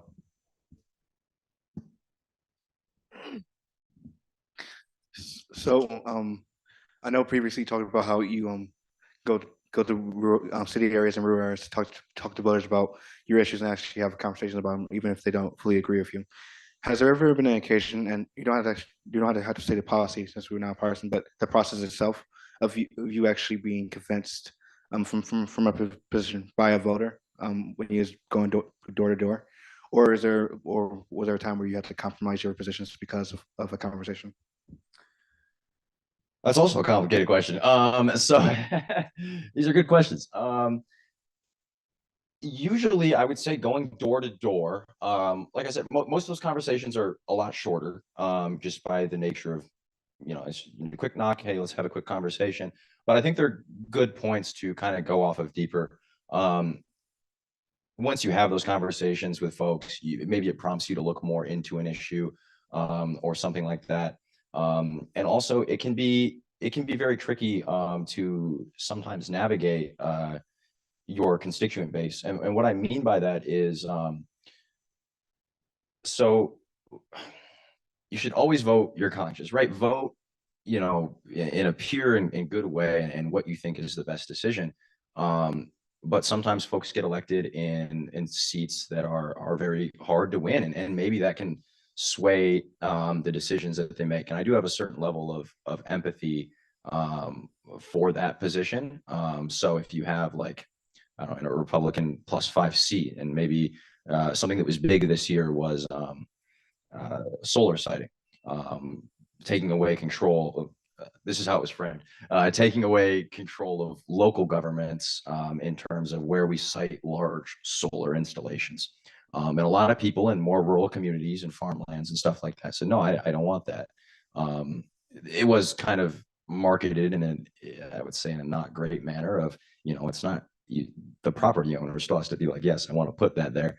It's not like the government's just going to come in and be like, we're taking all your land and putting solar here. But it can really rile some people up, especially at the local level. And you do have to weigh that sometimes of, I feel one way about this issue, but maybe 75% of your constituency feels another, and you are there to represent the people at the end of the day. So I think that doesn't apply to every issue, but I think it's important to take into consideration sometimes. So I think that's very complicated. There was a lot of discussions about that issue I just mentioned specifically. So sometimes those votes and positions can get complicated, and a lot of it is not black and white, truly. I think that's also important to remember. There's definitely issues that me and everybody else will die on the hill on, and that's fine. That's good to have. But I would say there, even at the state level, the local level, all these things that you see in the news, there's so much nuance. Even to news articles I've been in, I get it's painted one way in that article and painted this way in the other. It affects different people differently, whatever that policy may be. So I think that's important to consider. And it's always, I think usually bills, especially I can say from the state house perspective, because a lot of stuff at the local level is passed by resolution. It's slightly different. A lot of bills are made better, especially through the committee process and other stuff, because you go through, let's say I talked to 50 stakeholder groups beforehand, but I didn't talk to the 51st one. And then we get it to committee and the 51st one is like, whoa, man, that's crazy. Why would you do that? And so we have the opportunity to make edits and substitutes to change that language to make the bill better, just from a perspective we didn't think of before. So it's a process. Sometimes it takes years to get these things done. And that's all a product of talking with people in the community, different stakeholders, businesses, stuff like that. So it definitely does make a difference. And it does change the outcome of what the final form of things are, especially when they get passed. And I think that the state level does have some benefit to going through the House and the Senate and committees. You get a lot of opportunities to make your voice heard and keep pressing that specific issue. Sorry, that was long. We'll take 2 more questions, just being mindful of time. Mine's a little bit of a follow-up to what he was saying. Couple of things. I have participated in a couple of nonprofit legislative education days where we had appointments with our representatives and senators, and it was very fulfilling. It was a wonderful experience. I have an older representative and senator, and on several occasions, I've reached out either by phone or by mail about an issue, and almost every time I did get a response, and usually it was positive to what I was asking help for. And so, yeah, the older people are responsive too.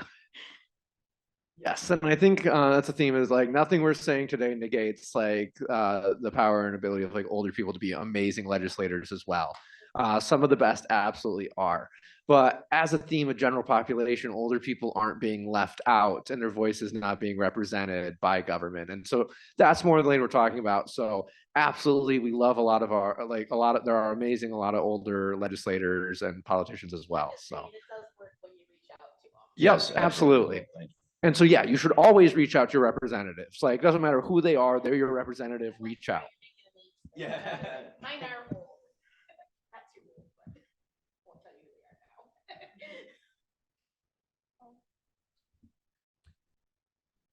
So, sorry. Okay, so when you're talking about bills and stuff, because that's what I've been looking into and like printing off, because I've uncovered some bills, recently that I feel like probably are not. They're said to be connotated in like a good way, kind of like the Machiavelli, said to be connotated in a good way, but in my way, I depict it as being bad.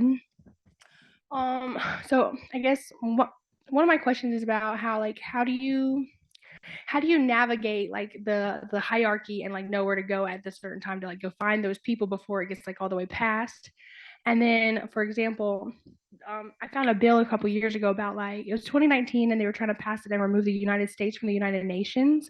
So I wonder how a bill like that would, play into effect. And I don't know what they've done with it so far. I have to go and like look it up. I printed it out because nobody seems to believe me when I ask their opinion on what do you think would happen if this bill did pass to remove the United States from the United Nations? And they're like, no, that'll never happen. But like I saw the bill.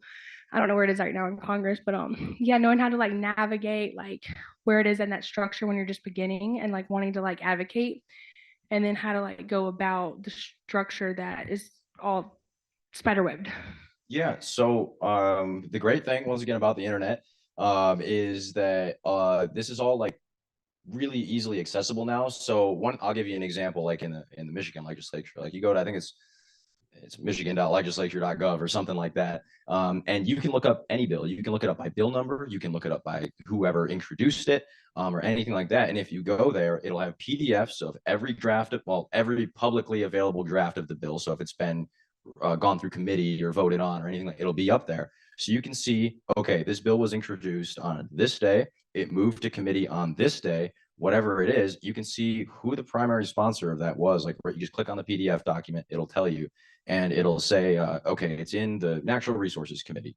And you just say, you click on the blue link, it says Natural Resources Committee. It'll show you who the committee chair is, and there you go. Now you have the person that introduced the bill, and you have the person that'll be taking up that bill in committee. So if it's something you're concerned about, I think it makes it really easy to go ahead and just be like, couple clicks. All right, I have the 2 contact informations I need.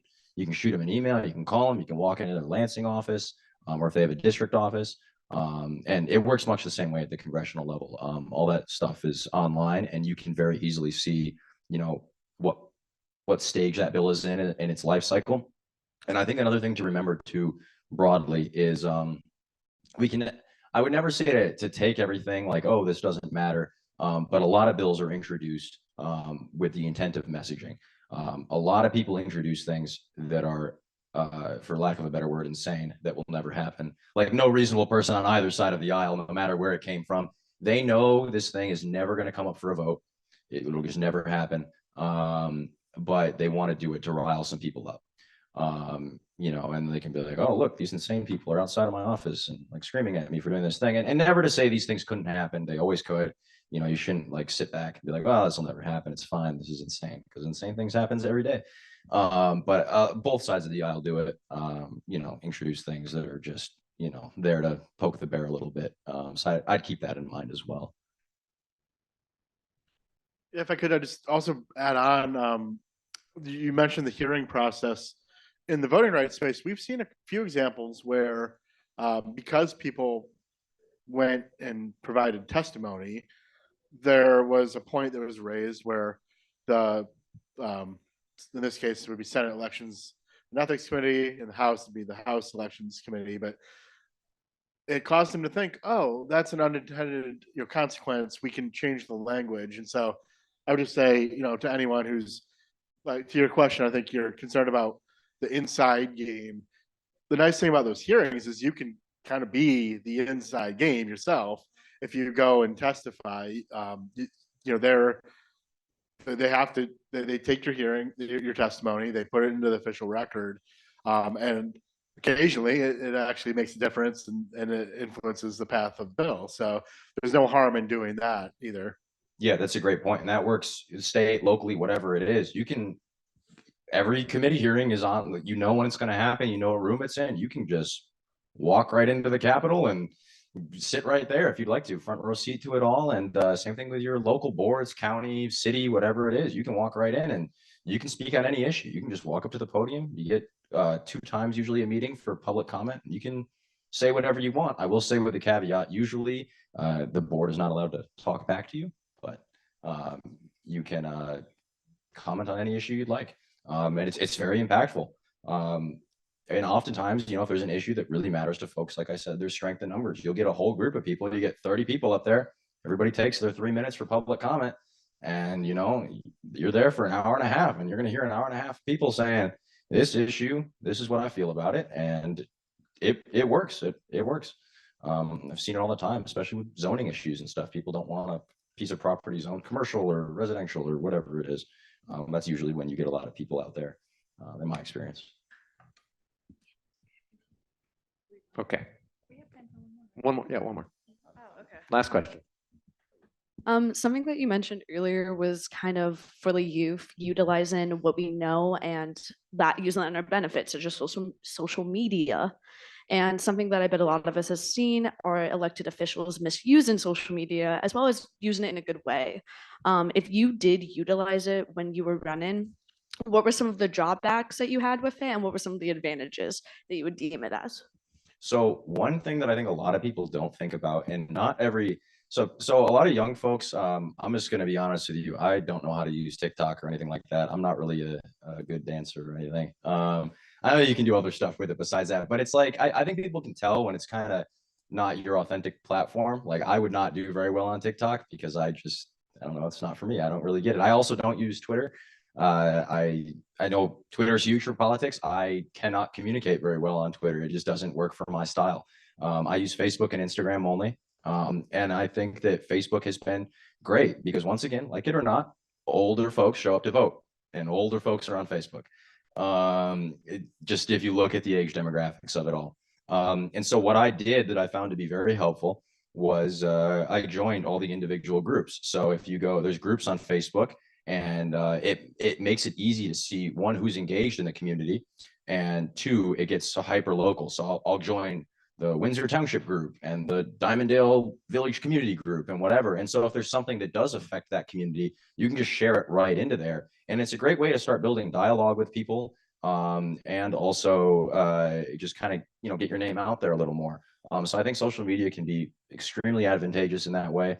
One drawback I would say is don't get caught up in the pettiness. I guarantee every single thing that I post, it doesn't matter if it's, I'll give you an example. Actually, I posted, I was in the Easter egg thing that made me lose my voice. I was there, I took a picture with a bunny and a kid or something. I don't remember exactly what, but there's everybody, oh great, the regular comments. There's always the one person that's like, we're worshiping satanic bunnies now or something. And it's like, you know, just like just don't engage in that. It's not worth your time. Nothing good can come of that. But you know, there's always going to be a little bit of that online.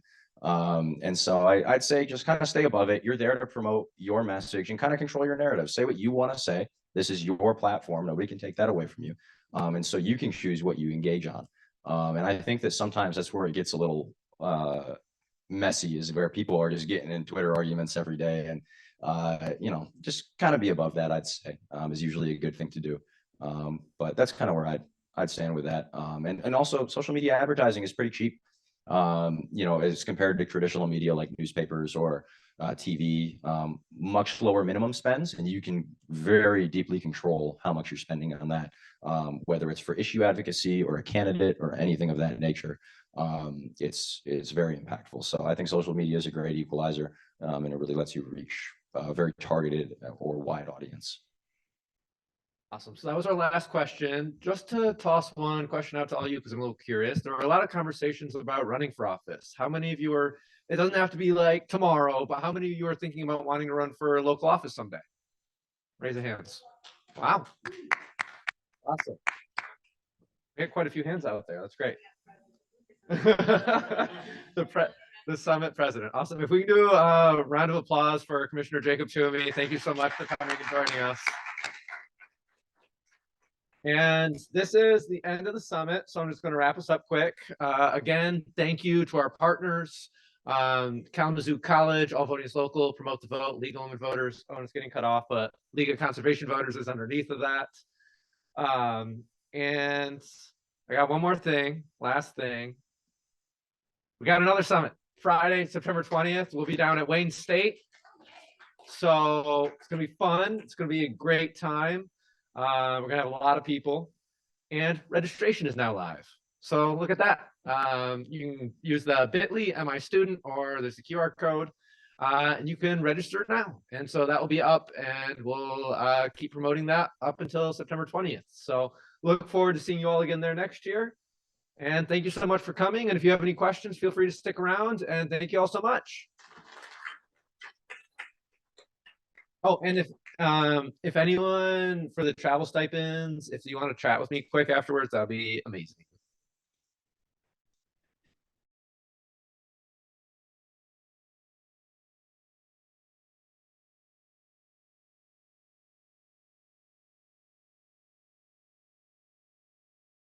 And thank you, virtual attendees.